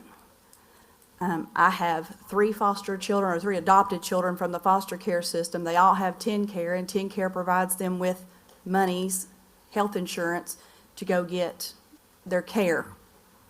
I choose to go to Christian counselors because that's who I want for my children. It's my responsibility to take care of my children. Amen. And there should be something done with the school system. I've asked it multiple times. Dr. Johnson told me we're going to have a classroom in every school where kids that couldn't behave would go to that classroom. They would learn how to behave, and when they learned how to behave, they could come back into the classroom so the other kids in the classroom could get an education. It never happened. They put one at 2 schools in the whole county, and we had 1 kid go, and it's because he set the school on fire. He was gone 3 weeks, and he came right back. And the teacher who had him had to meet with him through team meetings, leave her classroom to go to his school he was at for meetings. It was nonstop. It was ridiculous. So there's means out there of getting help for these kids without having to use the school system to get them the help they need. If the government has said we have to do it, there are other people out there that will do this besides Allied Healthcare. And I love that we put in there now that they'll not do the gender treatment or any of that affirmation. However, not only have I seen their website up one side and down the other, I've gone into the different counselors' Facebook pages, and I know what they stand for. They put it out there over and over again. They support gay pride, LGBTQ, and if it's part of their feelings, their spiritual beliefs, whatever, I can't imagine that they don't carry that over into the counseling. And that's behind closed doors with children. It's not where I want my kids, and I don't want my kids getting treatment for psychological needs through the school system. You know, that's not what we're in the business for, so there's my 2 cents. Please have your applause. Mr. Walker. My time to this gentleman right here to stand up and speak what he was going to say. Sir, if you'll come to the podium, please, you will be allowed to speak.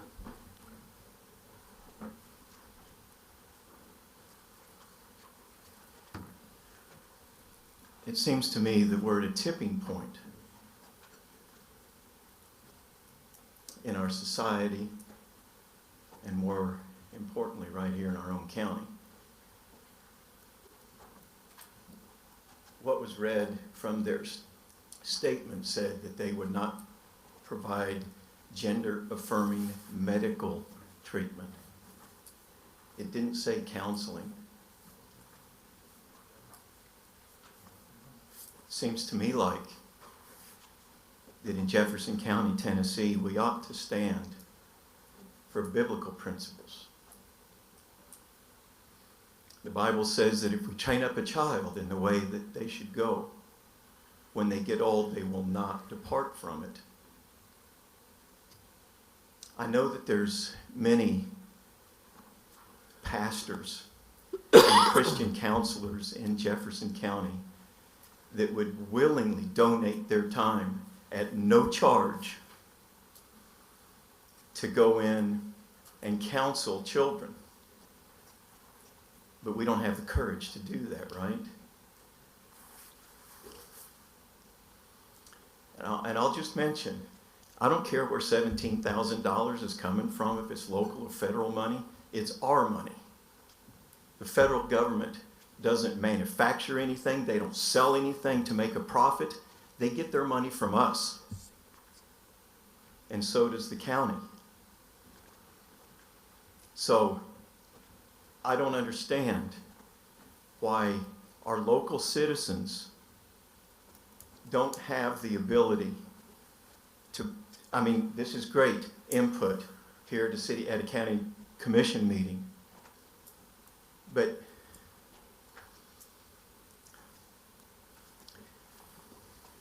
James chapter 1 verse 3 says that let not many be teachers, because they will be held to a higher standard. That's anybody in authority. And the decisions that are made here, the decisions that are made in the voting booth in our county, we're all going to stand before a just, righteous, and holy God and have to give an account for that. Please, take care of our children.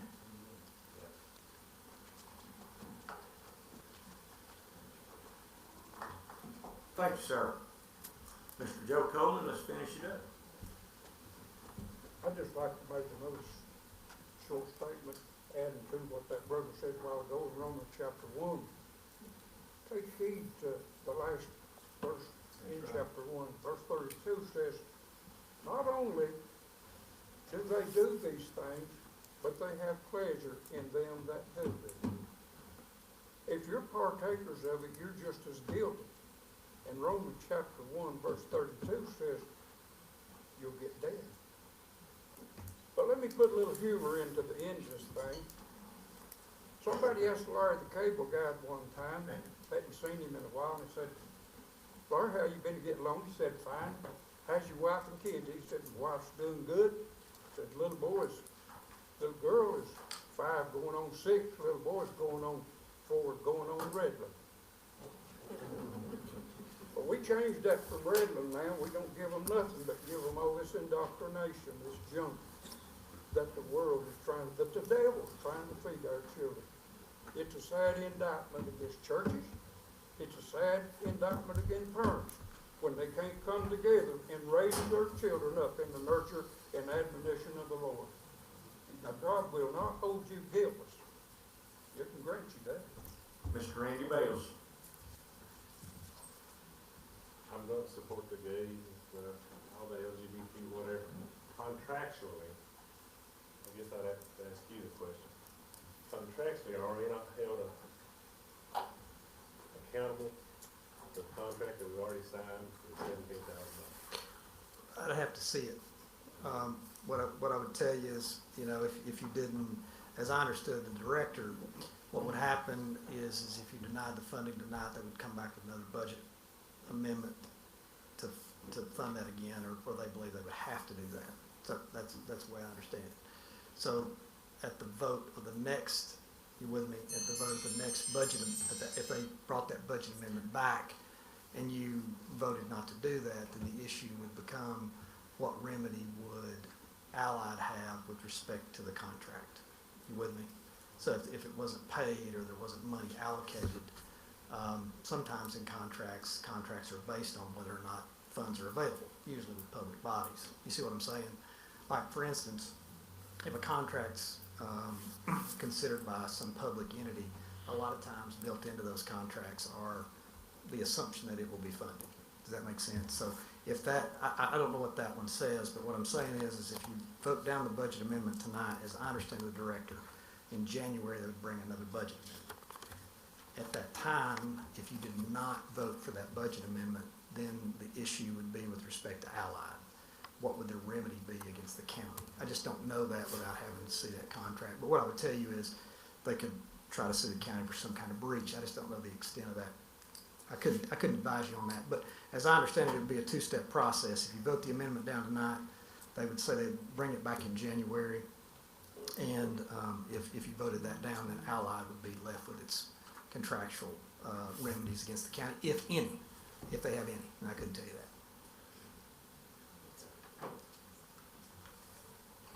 You done? I'd like to call a question so we can vote on the other one, so we can actually. Okay, do Ron this Blevins overall gets to discussion. speak because he had done the right to speak, but your call to question will stand shortly thereafter. Mr. Blevins, you have the floor, sir. Mr. Ibbotson, how long did the school board hear of it, know of it? You just didn't walk in, here's a paper, vote on this, guys, in 30 minutes and do this, right? I'm sorry, I didn't How long quite. did you know about the contract with Allied? Had the school board seen it, read it, went through it? Had your legal counsel went through it with you? The contract was reviewed, was discussed pretty extensively, as a matter of fact. The vote was 6-1. I was the one vote against, because not only did I believe, I believe leopard doesn't change the spots, and what Allied had put online, I think they believe in. I did speak with Dr. Arnold, and we were able to get that phrase at the end into the contract that the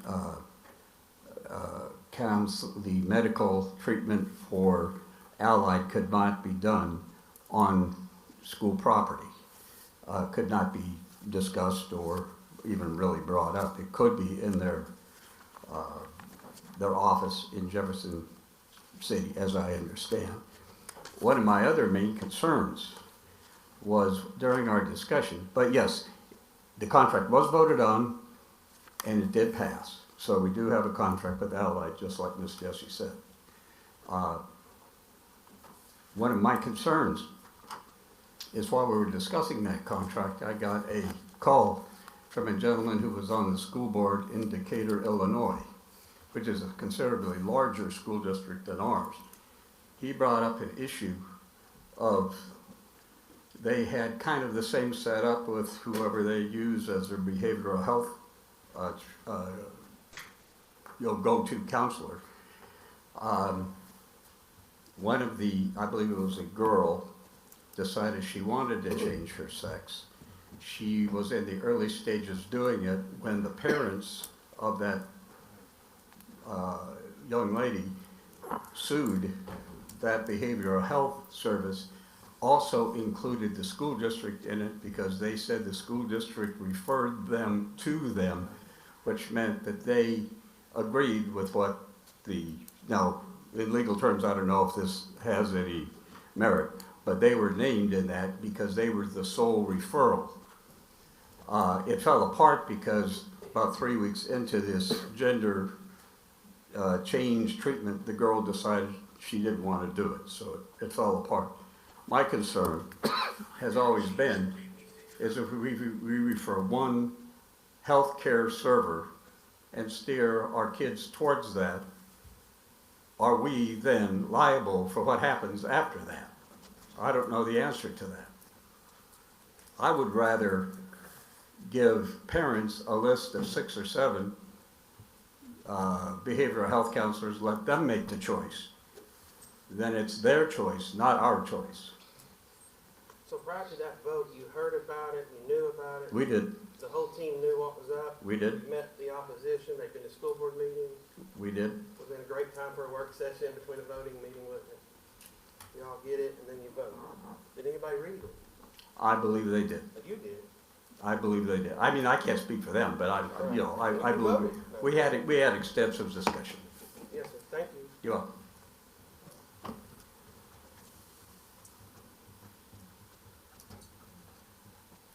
Mr. Blevins. Okay, we got a motion on the floor by Jimmy Dale Patterson and a second by Tim Seals. Mr. Chair, We got a motion on the floor by Mr. Dockery. That's to take, item 4 separately. Take it separately. So, yes, so we're gonna vote on it first, or we're gonna vote on the other 10 items? Did you get consent on his? Yes. Okay, then you're back to the original motion Yeah, as I moved Get it, it out, I lost track. Sorry. without 4. I moved it, requires no second. Comes from Budget Committee. to clarify, It as read, let's clarify that. Motion is 142, amendment number 2, federal funds, item 1 through 11, without 4. Okay. And that's what we're Everyone voting on. understand? I think we've moved through the comments, everybody proceed to vote.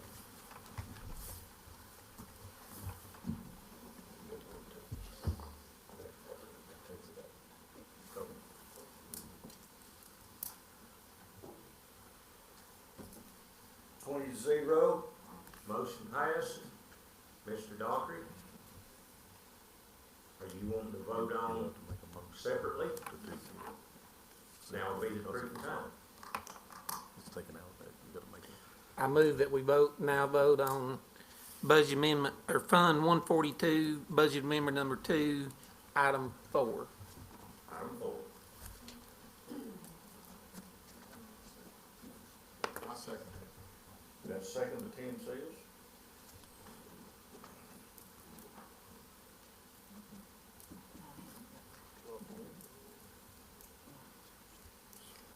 And we have Austin Brooks. Mr.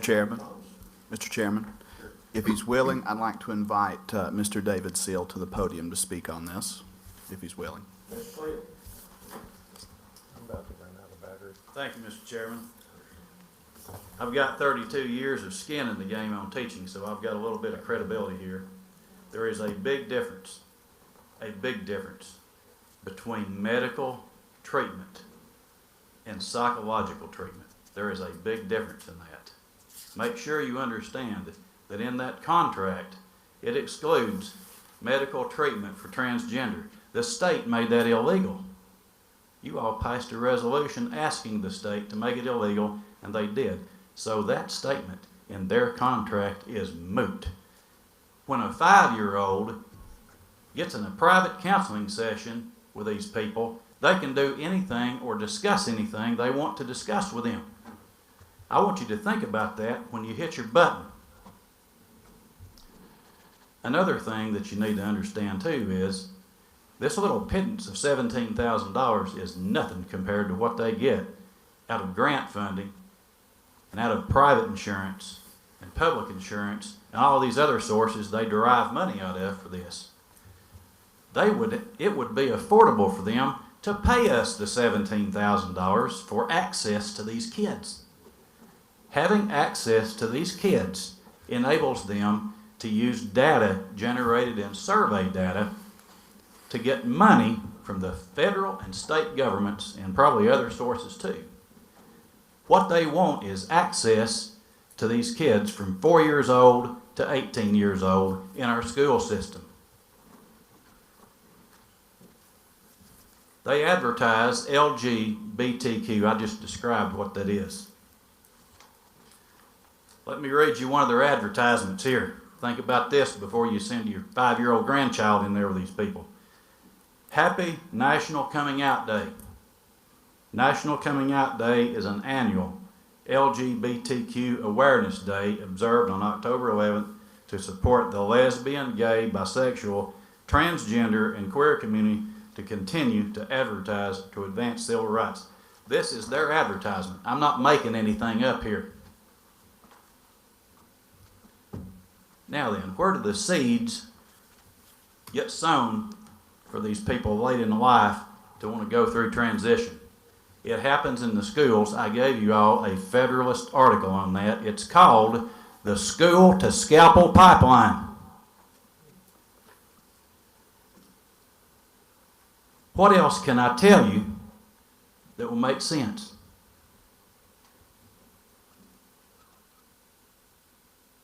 How many other school districts around here have allied, do you know? None. Why?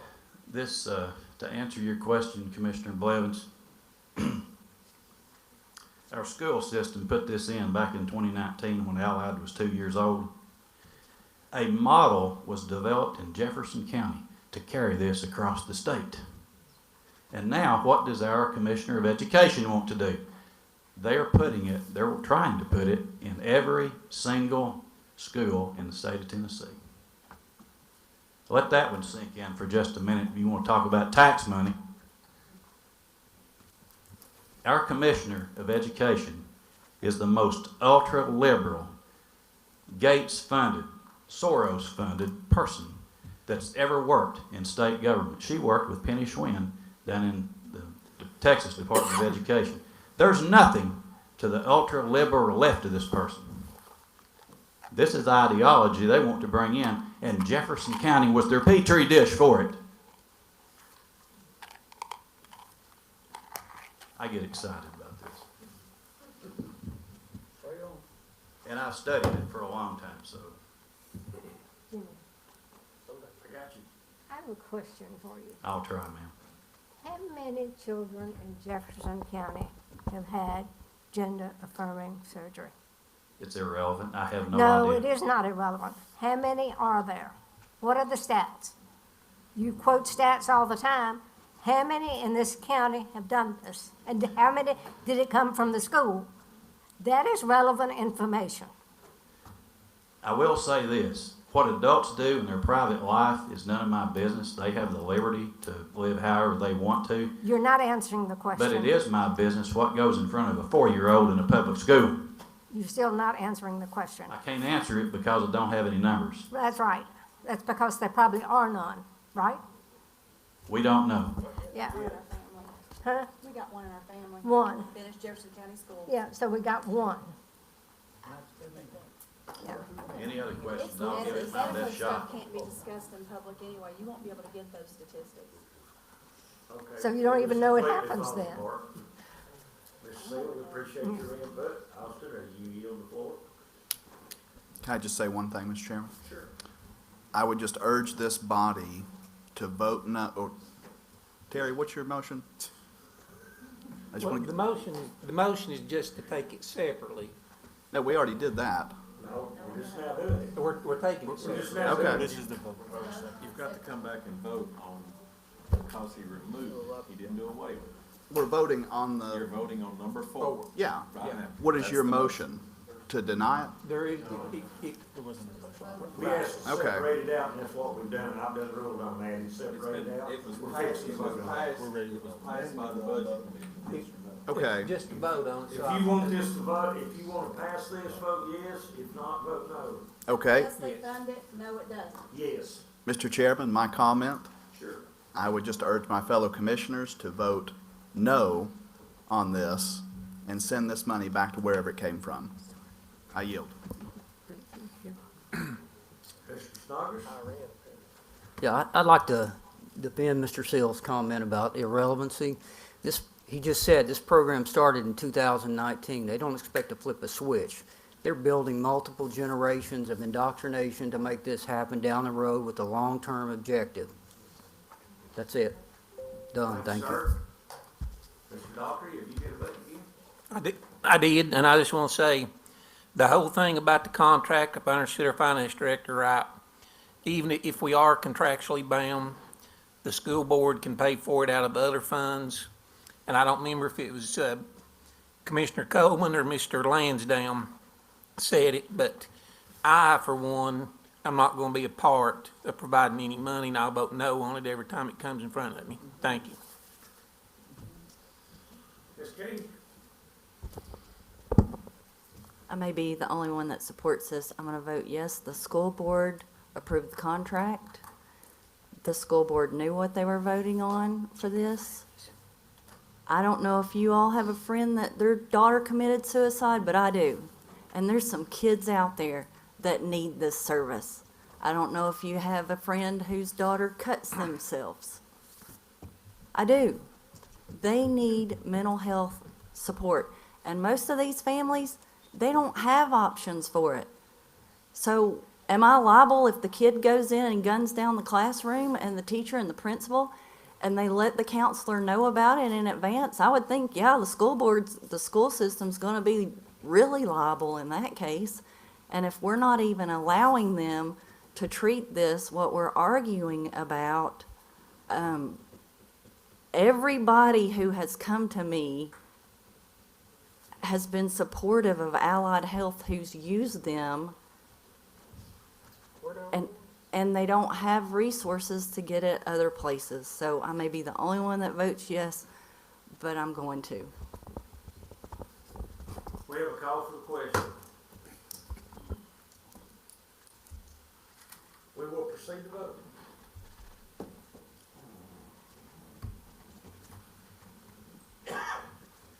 Vote yes if you're for it, vote no if you're not. If you're for paying it or not, now you got me confused. Yes, you pay, no, you don't.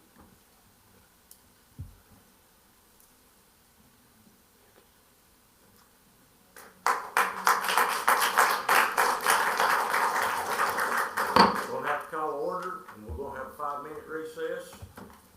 Anybody needs to take a restroom break or anything?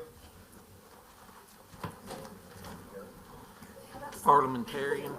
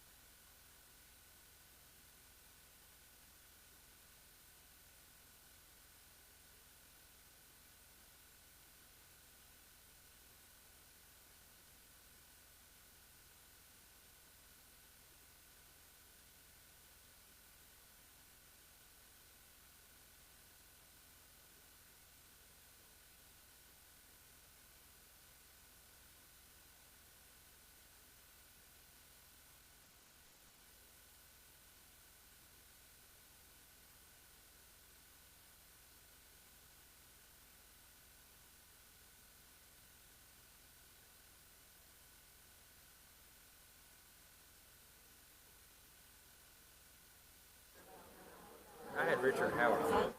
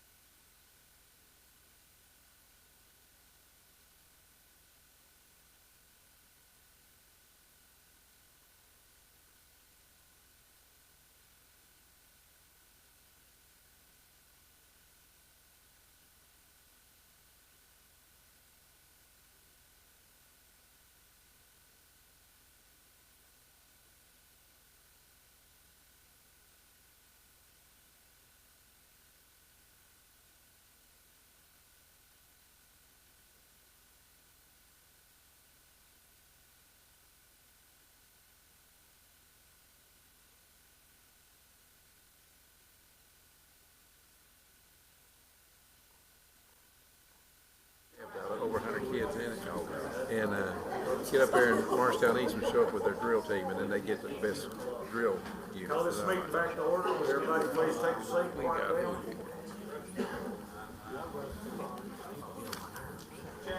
Mr. Scar. 142, federal funds, budget amendment number 3, items 1 through 11. Most of these are grants taken in. So moved, Mr. Chairman. Question or comment? If none, proceed to vote.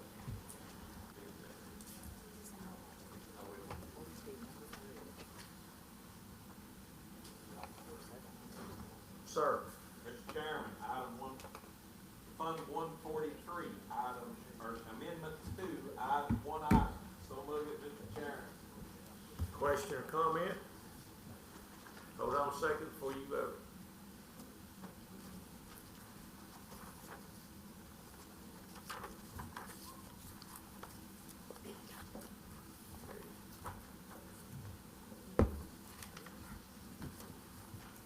Proceed to vote.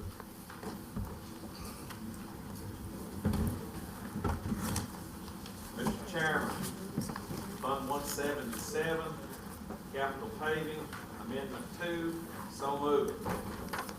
Question or comment? If none, proceed to vote.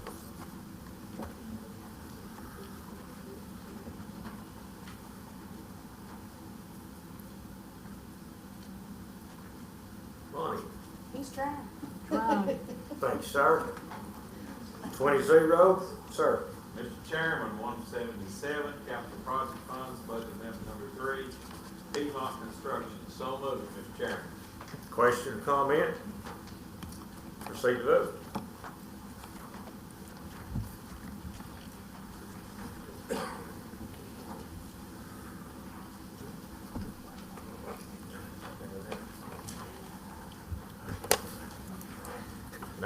One passes. Sir. Mr. Chairman, Energy Saving Project Resolution 2023-42 approving $2,094,091 EESI. Education efficiency. Help me out, Mr. Scott. Energy Efficient School Initiative. Yes. This is the loan I talked about before, 0.5% to redo the lighting in the schools. It passed through the budget committee. It is recommended. This will be repaid by the energy savings. And if you've got questions about that, Mr. Scott can explain how that works in the scoring system and why they got that as opposed to getting other things. So move it, Mr. Chairman. Question or comment? Not hearing any, proceed to vote.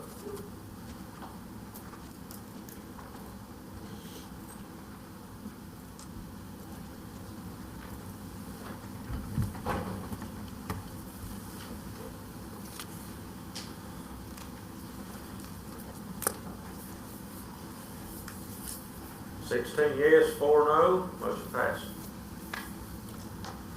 Proposed Resolution 2023-43.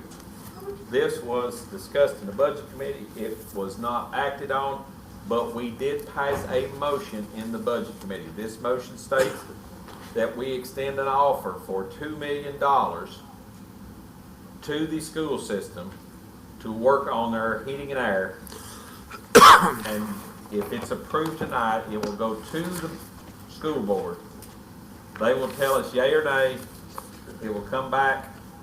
There'll be a resolution. This is, so everybody's clear, this does not authorize the disbursement of any money. All this does is extend the offer, and they've got to tell us one way or the other, and then Ms. Jessie will, and Mr. Scott will have to prepare a resolution for that. So does everybody understand that? $2 million, you're not voting on $7.8 million, you're voting on $2 million only. Mr. Brooks. Mr. Scarlett, Yes. or Jesse, where would this money come from, or is that to be decided later? That would be decided later. We have several options. Mr. Scott said we have up to $10 million bank qualified this year. We've already used $2 million plus for the landfill. That leaves us with the 7.8 figure. That is all we can borrow this calendar year under bank qualified. But there's no determination about the $2 million at this point in time. We're just making an offer, and then if they accept, then we The will vote budget committee was again. recommend that instead of the 7.8, we offer them $2 million assistance, and they are to tell us yes or no, and then we will prepare one way or the other with Mr. Scott and Ms. Jessie. And there'll be a vote on that. Yes, it has to have a resolution, it has to have a source funding, all of that's got to come into play. Okay, thank you. Mr. Docker. For those not on the budget committee, I'd just like to let the other commissioners know, if they don't already know, school board has $14 million available to them right now in their fund balance. Thank you.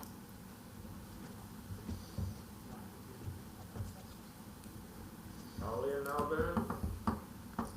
Proceed to vote.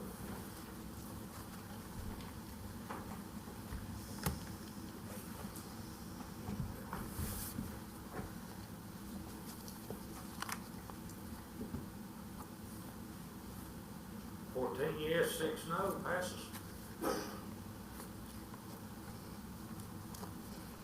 Next is proposed resolution 2023-44. It is the reauthorization of the wheel tax resolution that's supposed to sunset in April. This was redone by Ms. Jessie and Mr. Scott as far as the verbiage. we do have in there for both debt and capital projects. We can go from year to year to set it for a capital project, piecemeal it, use a percentage of it, any of that. Is that correct, Mr. Scott? That's correct. So, but this is over, a little over $1 million. It would be 10 cents on the tax rate to change this, if you needed the funds. So move it, Mr. Chairman. Mr. Byrd?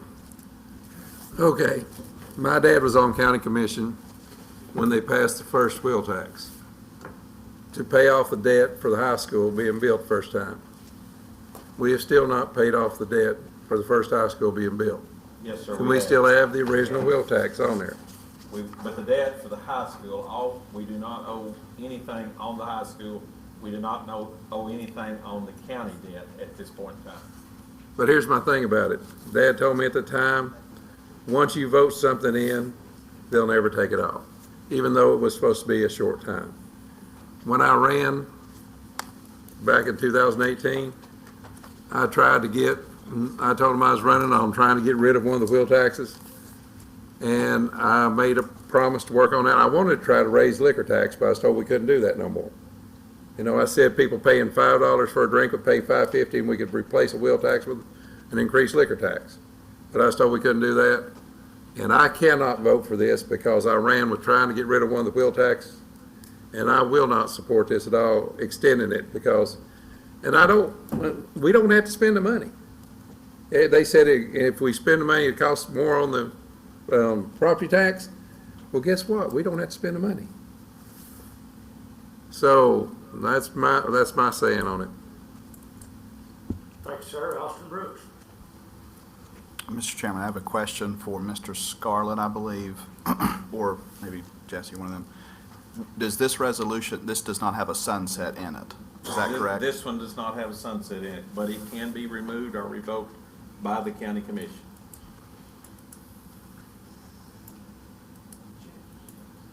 If it gets to a point in time and the commission body or a future commission body feels like that this is not needed, and realizing we still have, how much, Ms. Jessie, 30, the debt. 32 million on the schools at the county. Yeah, we got about $32 million worth of debt paid. We have come down from 90-some million. We've made a lot of progress with this. So at a point in time, if we get to the point where we want to, it is up to the discretion of the commission, and they can remove it. So what would the money be used for currently? Currently, it is. I'm sorry, let me rephrase it, because you spoke to that. Is there a specific project that this money is for, or are we just gonna compile it in the debt service fund and then expend? No, sir, it goes to debt. It goes to pay on debt now. It is in we have a set of structured payments, and Mr. Scott has that chart and everything. It shows what we do out to 2040, which will pay us to zero if we don't incur any debt, which we will. But at that point in time, all this is figured into a structured debt payment through various sources. So much as the tax rate goes in there, the wheel taxes go in there, the last quarter cent of sales tax goes in there. So there's various sources, and all of that is how we pay our bond payment. Okay. Correct. It's a little shy of 39 million principal. Okay. Ms. Jessie, what is the fund balance of the debt service fund currently? Do you know? What? The debt service fund, how much money is in there right now? Around 14 million.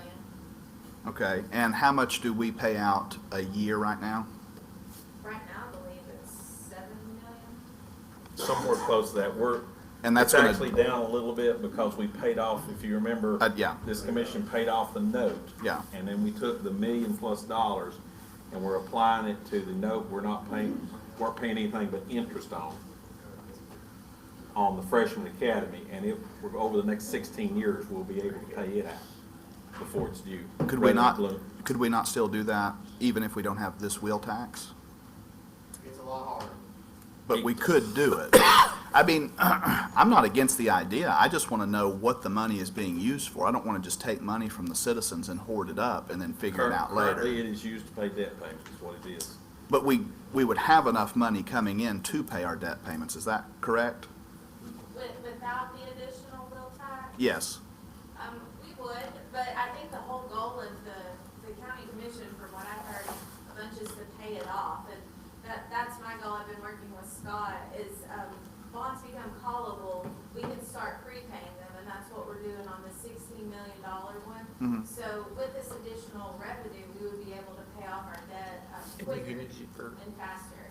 How many callable, I mean, how quickly, like when's the next callable, loan? When does the next loan become callable? Well, you had the 16 million that you've been paying interest only on. It is currently callable, and as Chairman Scarlett said, you put $1.1 million to it this year, but the whole 16 million eventually could be prepaid. So, and then there's other debt coming about 2028, I think. I'm having a hard time here because it seems like we are just taking the money, putting it into debt service, and then we're going to figure out what to do with it from there. So with this proposed resolution, I asked if this was an option instead of keeping it solely in debt service to build that fund up, then could we have an option? I know there's several county needs. I've attended the facilities committee the past few times, and there's lots of county needs that are coming up. And I know the school still has the Jefferson Elementary School on the table, and they'll probably be coming back to request something for that. So we could put a portion towards capital fund needs, and that was my suggestion.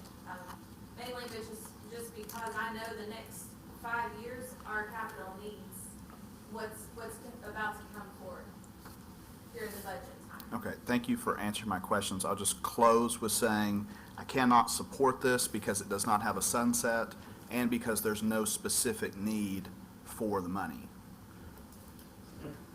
Thank you, Mr. Chairman. Mr. Coleman. Talking about this wheel tax.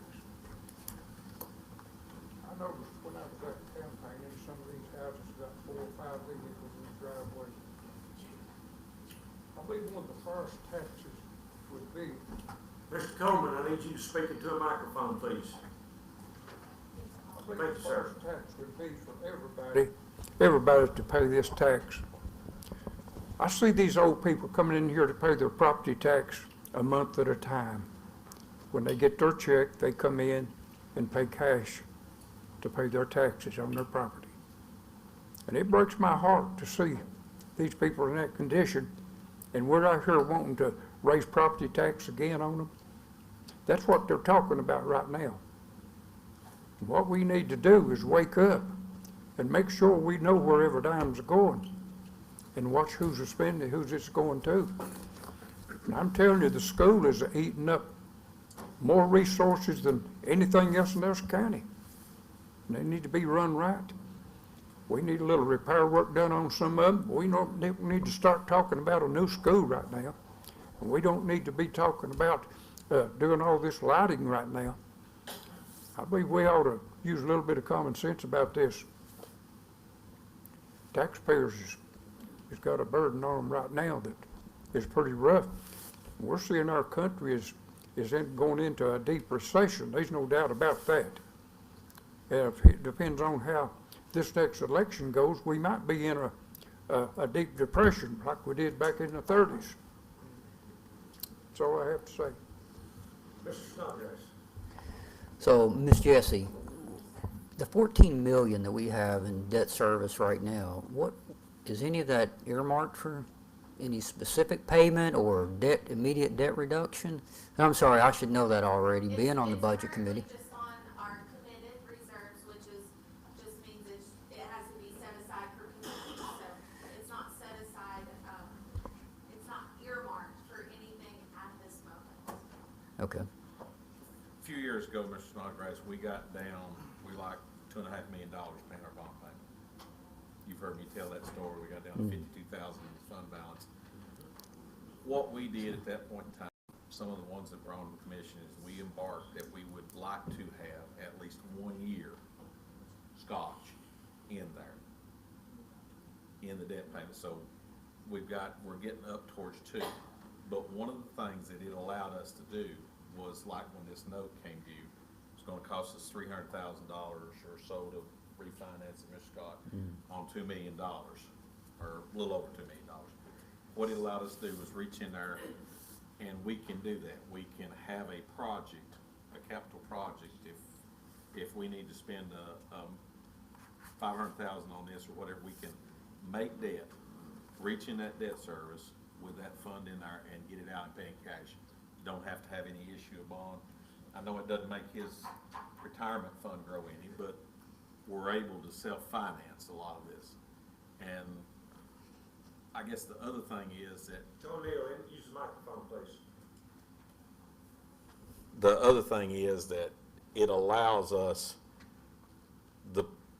to be able to do that. And as Mr. Coleman said, the broader the base the tax, the better off we are. Consistently, the houses and stuff do not pay out over long term. You've got schools and roads and other things. With the way that Mr. Scott and Ms. Jessie have proposed this one, with the way the Budget Committee described has passed it, if we need road funds, if we need equipment needs, if they need a new loader at the quarry or a track hoe or whatever, we can buy that because we've got these other funds coming in. We can move it to capital projects year to year for the wheel tax. And like I say, a broad-based tax is much better with the population, a little bit from everybody, as it opposed to putting it on 1 or 2 groups. Okay, so at this point, can we offer an amendment to put a 2-year sunset on this rather than leave it open? Is it procedurally? You all can do, I mean, the commission, Okay. it's a will of commission. If I was doing it, I would want to look ahead, and Miss Jessie has some stuff that they're putting together that are 5- and 6-year plans, and you all, you're working on the long-term Right. plan. I would not recommend from personal to do 2 years. I would move it out longer, that you've got some stuff that we know we've got to have in the next 5 years. Did you say even without a sunset, anybody can offer a motion to revoke? Yes, sir. Yeah. It can be undone, just like it was put on at any time. I mean, when we put the original sunset on, it was basically, we did that as an agreement and to give the people in the county the faith that we weren't going to do this without coming back to look at it all the time. Yeah, I think I would be more inclined to a sunset so that it forces us to an endpoint, forces us to plan and not bank up 2 years' worth. We've got a request for a new or overhauled or expanded or relocated finance office, the mayor's office. That money's coming up too. So I think You've got a county garage that they're looking at. county garage coming up next year. So the money is going to be spent, but I would like to propose an amendment to put a 2-year sunset so that, with the intentions that it forces us to plan and look forward by design, or more intentionally. I'm not saying we're not doing that, but to be more intentional about our efforts over the next 2 years. That's totally the pleasure of the commission. So I'm making that motion. Your motion is to put a 2-year sunset? Get the motion, man. Yeah, so to implement a will tax, it takes 2 consecutive readings and 2 regularly scheduled meetings, and so because y'all meet quarterly now, you're talking, you're really, if you only put a 2-year sunset on it, the reason we're starting today is because it goes away in April, so you're really only extending it a year and a half before you have to consider it again. Yeah, I'm okay with that, because even since I was a kid, this topic has probably been most talked about in this county, probably in the top 5 topics. So I think I'm okay with having that limit. It forces us to be more responsible, and look more forward and be prepared for the long term. But I do believe this is helping to get us cash in the pocket where we can avoid finance in the future. So that's not why I'm willing to vote no against it at this time. Yeah, the way it's set up now, the commission has the ability to put in capital projects fund. Any capital project in the county can be funded. So whether it's schools, county buildings, road paving, equipment, whatever, it can be used for that, the way it's going, the way it's been proposed.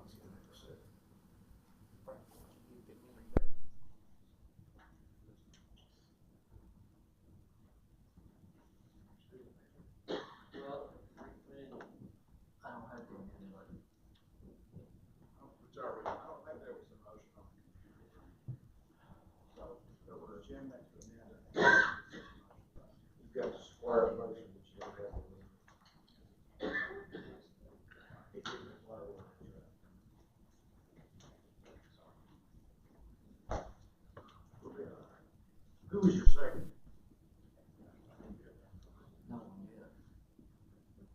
There's a motion on the floor, is there a second?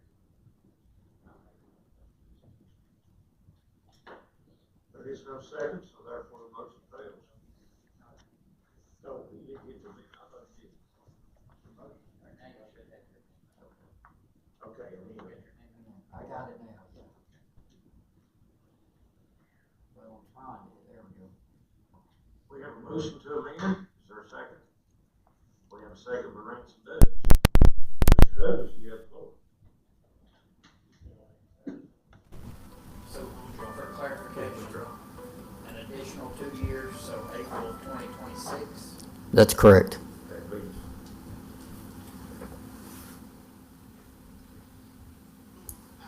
That roughly be the end of your term. Mr. Bales? I was gonna call the question on the first one, but we're on a different one now. The question has been called. You're gonna have to get faster. We either want the wheel tax or we don't, that's what it amounts to.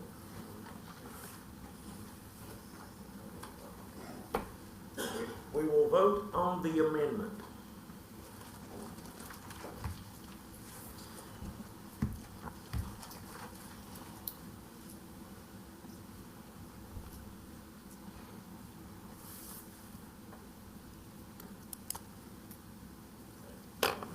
Yes is 8, no's 12, there's no amendment. We're back to the original motion.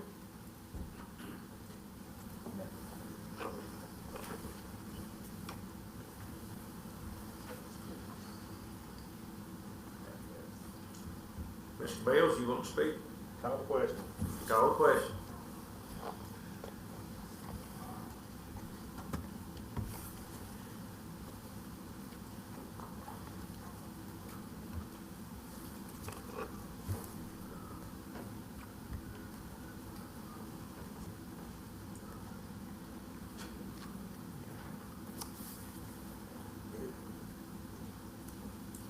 Yeses, 7 no's, it passes. Next, Sheriff's Department grant. It is a proposed lease. The sheriff was very fortunate in getting a grant. It has to do with, and it's got to be in a secured space, and Ms. Jessie and him have negotiated the lease with a space at Carson Newman University. So moved, Mr. Chairman. Question or comment? If none, proceed to vote.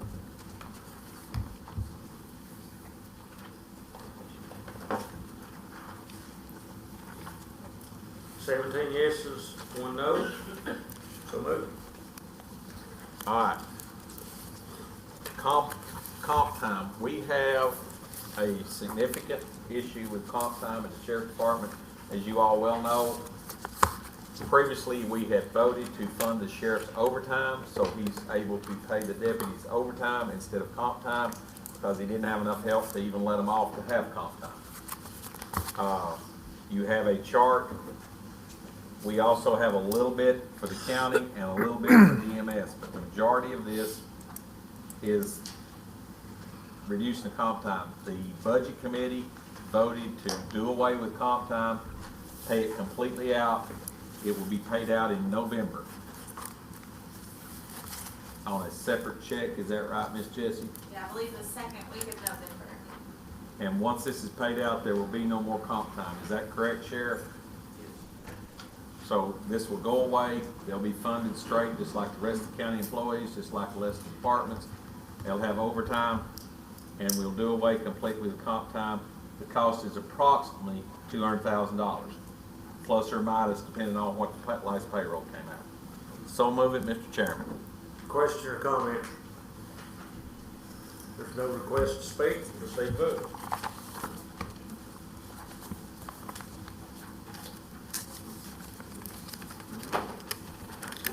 18-0. Mr. Chairman, I'm done. We appreciate that. I'm glad that you're doing it. We got You full of it nonprofits and now. others. We have Jefferson Alliance, Chamber of Commerce, Animal Rescue Education, and Fire Rescue. Is there a question or a comment? Hearing none, you have all your fire departments and your libraries. Now, we're on to, there is no old business, so we are on to new business. Mr. Rob Levens, go back to you again, buddy. Thank you, Mr. Chairman. I just like the commission to look at the funding for our AV department. We have problems tonight, I guess, with things. I don't know what's going on with that. We lost audio on the YouTube channel tonight a couple of times, but it's back now. And I believe the high school's got an AV department or a class where the kids actually do things like this. I talked to Director Arnold about it a little bit. Rob, could you speak into the... Yes, sir, I'm sorry. I talked to Director Arnold about it a little bit, and they do have a class that does that. So maybe we could get with the school board and work out some sort of thing where they help us produce this thing. That would be kind of cool for everybody. And otherwise, I think Mike Bolton and his team do a great job. They have for years. I've always thought so. Back in the days when he used to have to stop us to do the change the tapes and stuff, remember? So he worked hard at it all this time. So in no way was I talking bad about Mike or his team. They do a great job. They just don't have enough funding like nobody else here, apparently. So if we could look in our, I guess just find out from them or whoever needs to find out, the mayor's office or us or Mr. Chairman, your office now, whatever we need to do to see what they need to make it work right. And we can just lump the other one there too. It's just, you've been sitting here for 3.5 hours, so I thought we should get church pew padding added. Maybe the inmates could do it if we buy it. I don't know. So there's both of those. Thank you, Mr. Chairman.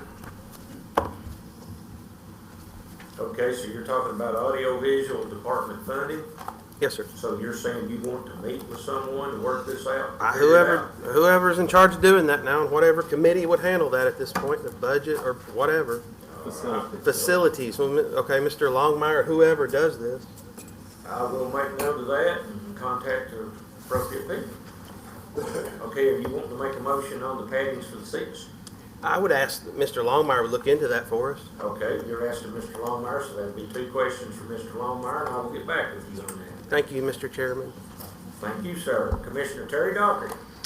At our last quarterly meeting, a majority of commissioners approved a request for us to ask the planning committee to put battery energy storage systems, or BESS facilities, as they refer to them, in either I-1 or I-2. So I'd like to ask, I guess, Commissioner Seal, if the planning committee has discussed that. No, I don't, I mean, they put it in a zone several months ago. They've not, they're fixing to go over all the whole maps again. They may talk about it then, but they've not. Well, I know it's based at our last meeting, Attorney Drennan, we may or may not have a 6-month moratorium, but if we do, we're 3 months into it, and I don't want to wait until it expires. So I move that we put BESS facilities in I-2 zoning and I-2 only, and if I get a second, I'll explain why. We have a motion on the floor. Is there a second? Second. We have a second with Mr. Blevins. Is there a question or comment or discussion?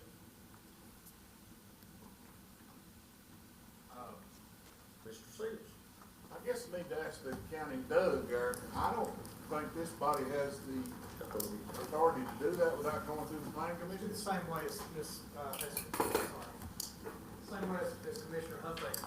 Basically, you would be asking them to consider it. Yeah. Correct. They would consider it, and then it would come back to the body to vote finally on it. Like Commissioner Huffaker's resolution, that's sending that to them to consider, regardless of what they say or do. This body ultimately decides how to amend that, but it must go through the planning commission first. So, yes, the first thing to do would be, if that's your motion, would be to have them consider it, to put it in I-1 or I-2 or that respect. And if they did not, then you all could. Well, we made that request at our last quarterly meeting. That they How long do consider we that. have to wait? Is 3 No, months no. not long enough? Or they could do it at any time. Commission, You know, planning Let me- commission. Let me say something on that. We've had two meetings, state planner's not been there, or we had. Two in a row. Two in a row that our state planner, after you asked that, has not been there. So we hadn't been able to consult him or do anything really as far as changing that at those last two meetings. I wasn't at those meetings, but Just for information. It's they not would that- consider it. It's not that we're Whatever your ignoring it next as a planning meeting is, they commission. can sure We've enough just not consider it, had as far as I anything. know. They can, that's Yeah, correct. I can send it to the planning commission in November, okay. this Yeah, month, so absolutely. we meet next week. But that's the process. It goes to them first. You did make that motion. Well, Does he need a resolution like that? No, I don't think so. Here's the deal with typically those proposals, there's not really any guidance in the statute as to how they come. They can come by resolution, but the planning commission, whenever they meet, or whatever that agenda, whenever they meet again, could consider that. They don't have to have a formal resolution. Somebody at the planning commission, the way I understand it, could say, we want to put it in I-2 or C-1 or whatever they want. And then it goes to the different planning commissions for their approval. Usually it is by resolution, usually. And keep in mind, BZA's already ruled on this, on what zone it should be in, so Yeah, they can, absolutely. No, the planning commission and the county commission can change that, certainly. Absolutely. It just has to go through that process, but if they're going to discuss it in November, that's soon enough. And I will ask our chairman, once they have done that and have an answer, if he'll schedule a special called meeting. do you want me to prepare it? I mean, if you want something more formal, I'd be happy to do that, to get that to them in November, if that's your motion. Please. Even though there's not a resolution in front of you, I can do that because it's very, very simple. You're just wanting to put that in I-2, correct? Well, the original request was for them to consider I-1 or That's I-2, but after I've thought about it, I think it belongs in I-2.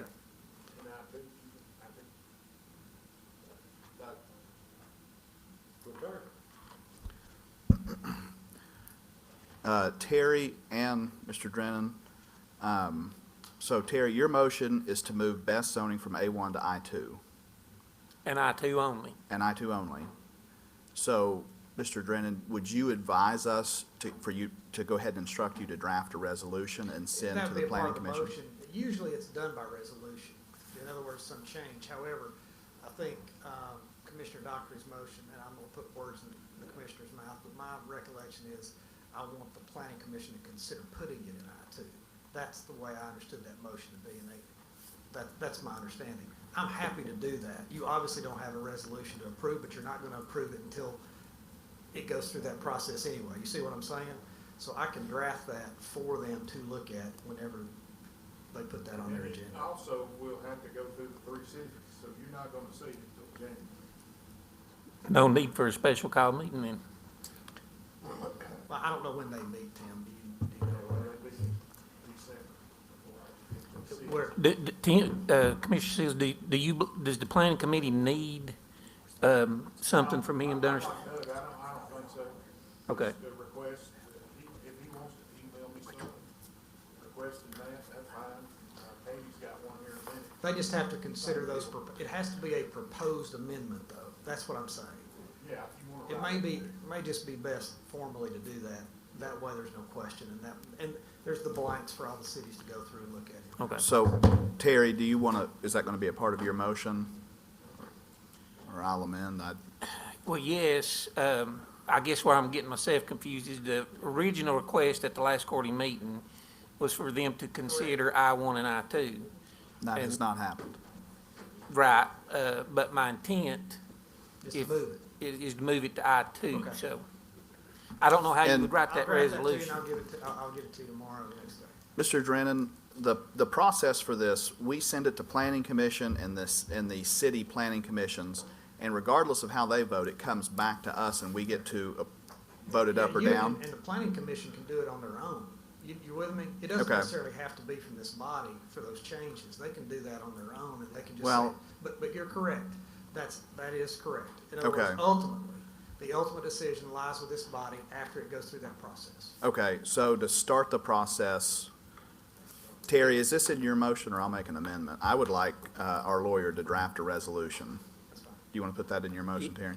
Yes, I'll put And- that, include that in the motion. Why could we not put that on the October agenda? Advertise it, and it's next Tuesday.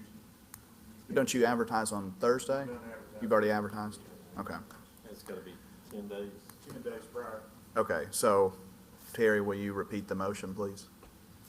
That we, planning committee consider putting best facilities in I-2 zoning and I-2 only. Okay, and Mr. Drennan will have a resolution presented to the planning commission at the November meeting. Yes. Okay, thank you.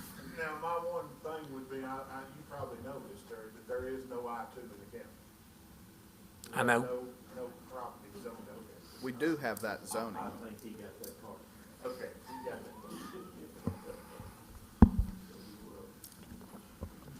Okay, Katie, how fair? Okay, this is for our lawyer.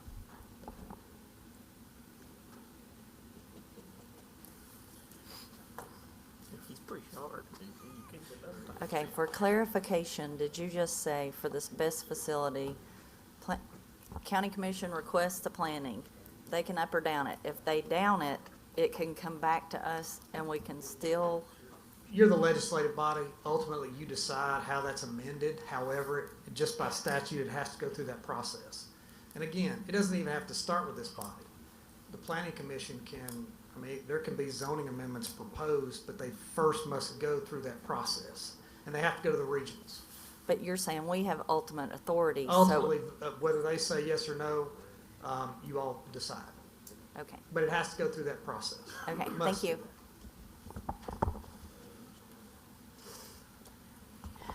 We shall proceed. We have a motion on the floor, it's been properly seconded. To request zoning board to look at I-2.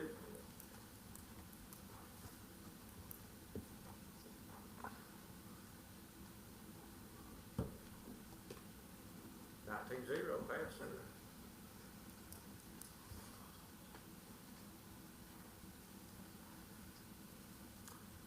Now, we are on to Commissioner Katie Huffaker, Jim Snodgrass, Resolution 2023-49. Katie, you and Jim have the floor.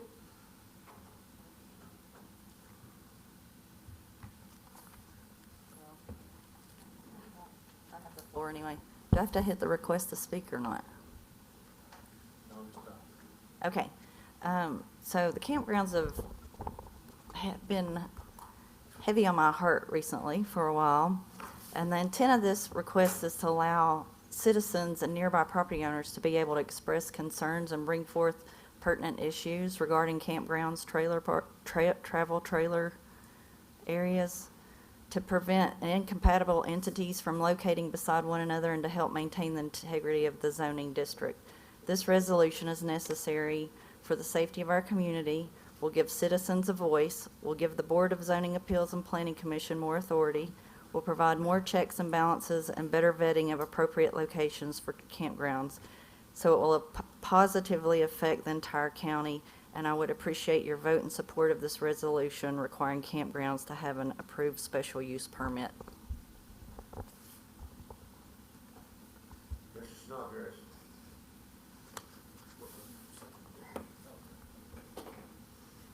So just to bottom that out, my value here is we see some of these things go in that are incompatible, but we don't get a chance to voice our opinion. This separates that into a special category where the surrounding neighborhoods, the surrounding neighbors have a chance to come before this body and speak up. I think that's a primary value add here.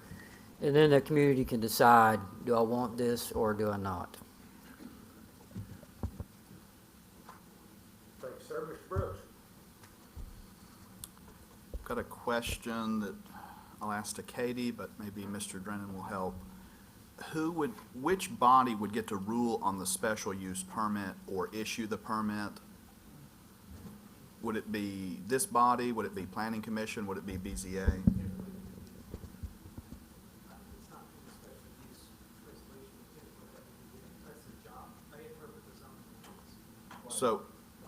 So it would go through,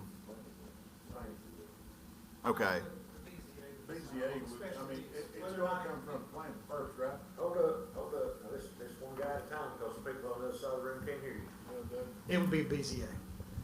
okay, is there, They interpret, they have the statutory authority to interpret the zoning ordinance and make those decisions, so it'd be the BZA. On this resolution? No, If- to decide whether something is, fits into that category. hypothetically- It gives the citizens the right to show up at the BZA to present that evidence, but the BZA would ultimately decide. This body would not. It would be the BZA.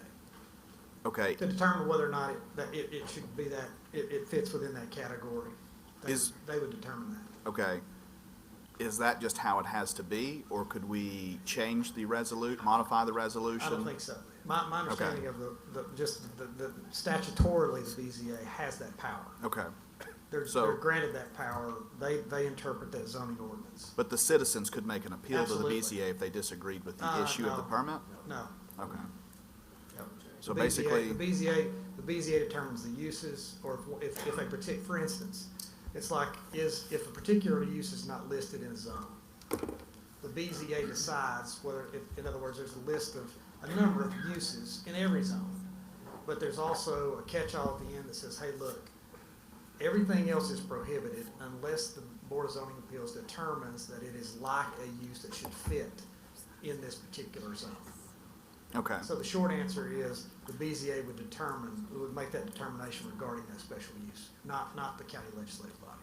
Okay, thank you for clarifying. And then just to close on my comments, I support this resolution and think that this would, just simply put in another check and balance for the citizens if they want to reach out to their government and voice their opinion on something. Thank you, Mr. Chairman. Anyone else have a question or comment before I allow Ms. Katie to close? Ms. Katie? Okay, and Doug can correct me if I'm wrong on this. So the person applying would come into the zoning office, get a request for a permit. It would go before the planning and the zoning board of appeal. Not right now. Well, if we pass it, there would be an application for a permit. Correct. I guess. Planning Commission got approved first. Okay, if, it- Right? On this motion? No, if you pass this resolution, it goes to the planning commission, they have to consider it. Ultimately, I'm assuming your question is, it's already passed. Yes, they would have to apply, and make application for that special use, but it would be the BZA that considers that, yes. okay, all right, wait a minute. But it has to be passed it has to go through that process, and once it's passed, I assume Commissioner Huffaker's question had to do with it already being passed. Yes, I was trying to answer what I think Austin's question was. So the board, okay, it would be posted on the property. There would be a public hearing where the citizens could come and, give concerns. And then the Board of Zoning Appeals would have the ultimate authority of whether or not it was denied or accepted. Which the citizens would get to, so the Yes. citizens would get to address the BZA with Yes. their opinion on the matter. Yes. Public hearing? Okay. That's good. Thank you, Katie. About to get snowy up here. That's how Rome County's doing it, and that's what I was copying off their special use permit. Do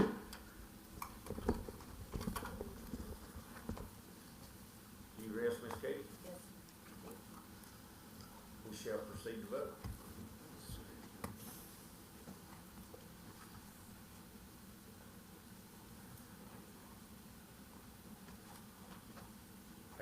One abstain, pass.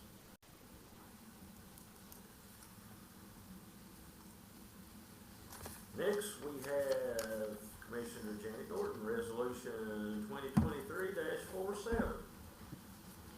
I think most of you have already heard about these resolutions, so I won't go on too awfully long about them unless somebody has some specific questions. But this is just basically asking for the government not have an overreach of power and declaring a state of emergency, and then mandating things for us that we have to do that it's unlawful for them to reach out as far as they are and making the mandates that they are. So I hope that everybody will vote yes for this, and if you have any additional questions, I'm open. Question or comment? Seeing no question or comment, do you oppose taking both of these resolutions together? You done moved it to vote, we done moved it to vote, so we'll have to vote on the first one. We're voting on 2347. 19-1, yeas have it. Now your second one, Miss Jenny.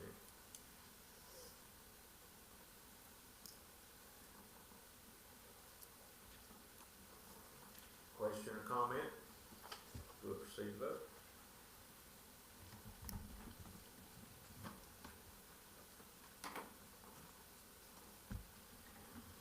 Nineteen to 1, resolution passed.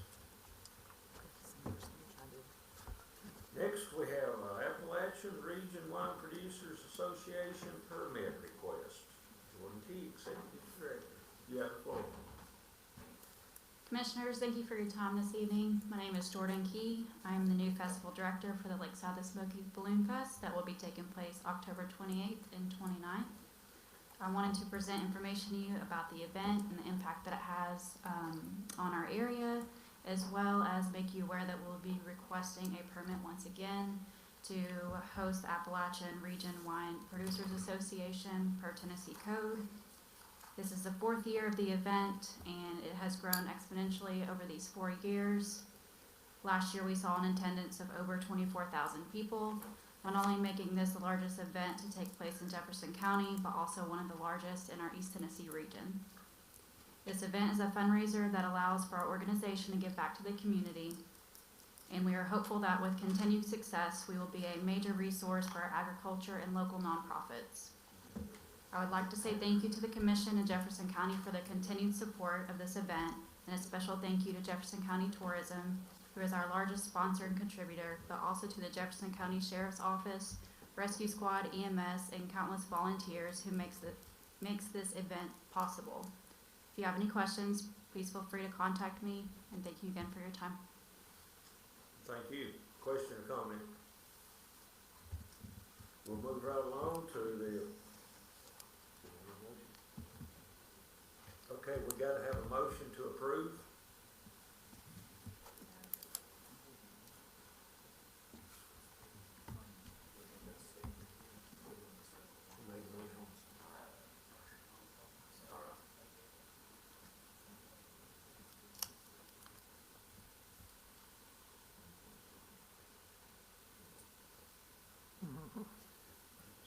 Opioid.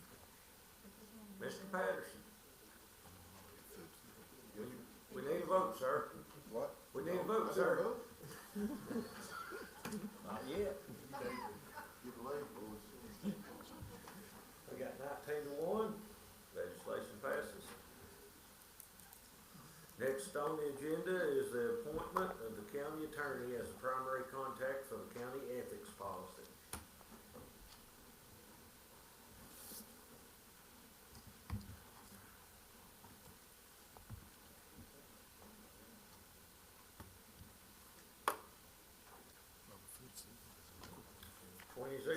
Motion carries. Next on the agenda, we have the Food City opioid settlement. I can speak on it if anyone. Sure, would you please take the microphone?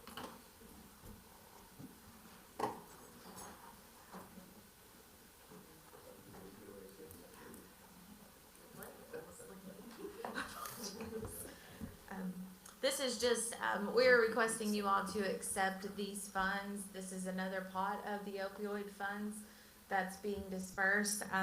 The Jefferson County will be receiving $107,000 and almost $442. It'll be over fiscal year 25 through 29. We just have to have you all approve it, that way we can accept them. Jesse, hold on. Mr. Brooks. What are the funds used for? Well, we have, currently, we have 3 pots of funds.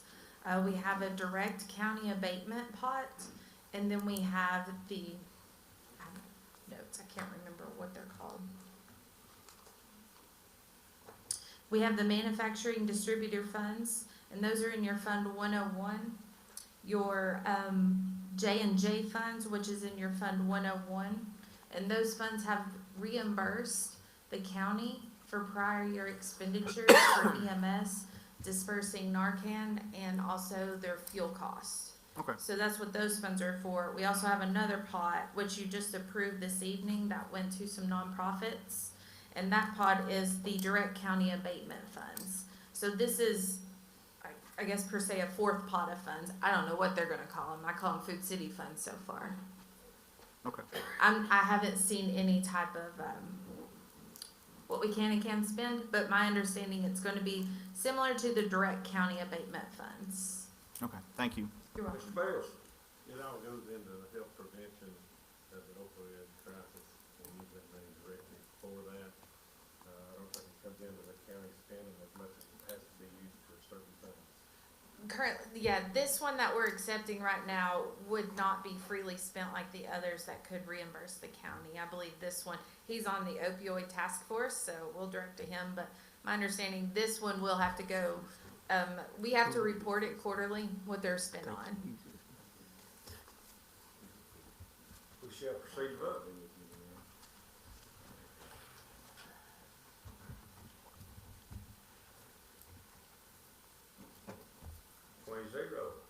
So moved. Military service credit, Circuit Court Clerk Kevin Bowe. I think we've already passed that appropriated money, if we not, Ms. Jessie. Oh, we just added it to the Okay, agenda. I'm sorry. Yeah, we added it to the agenda. Okay.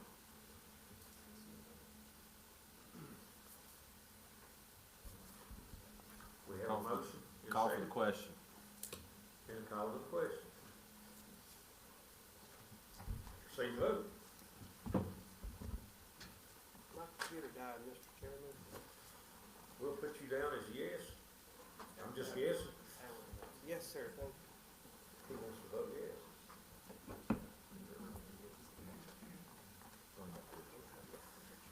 In 20-0. Next, we have surplus resolutions.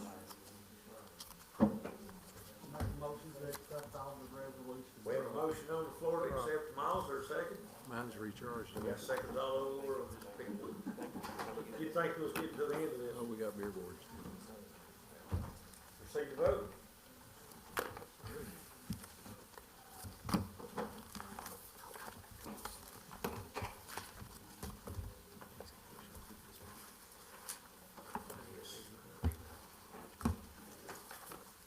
Oh, yes, Mr. Chairman. Yes, Mr. Rob Bevan says yes. We're all in. I have to remind everybody that we do have a beer board next. There is no announcements, but we're going to adjourn and convene back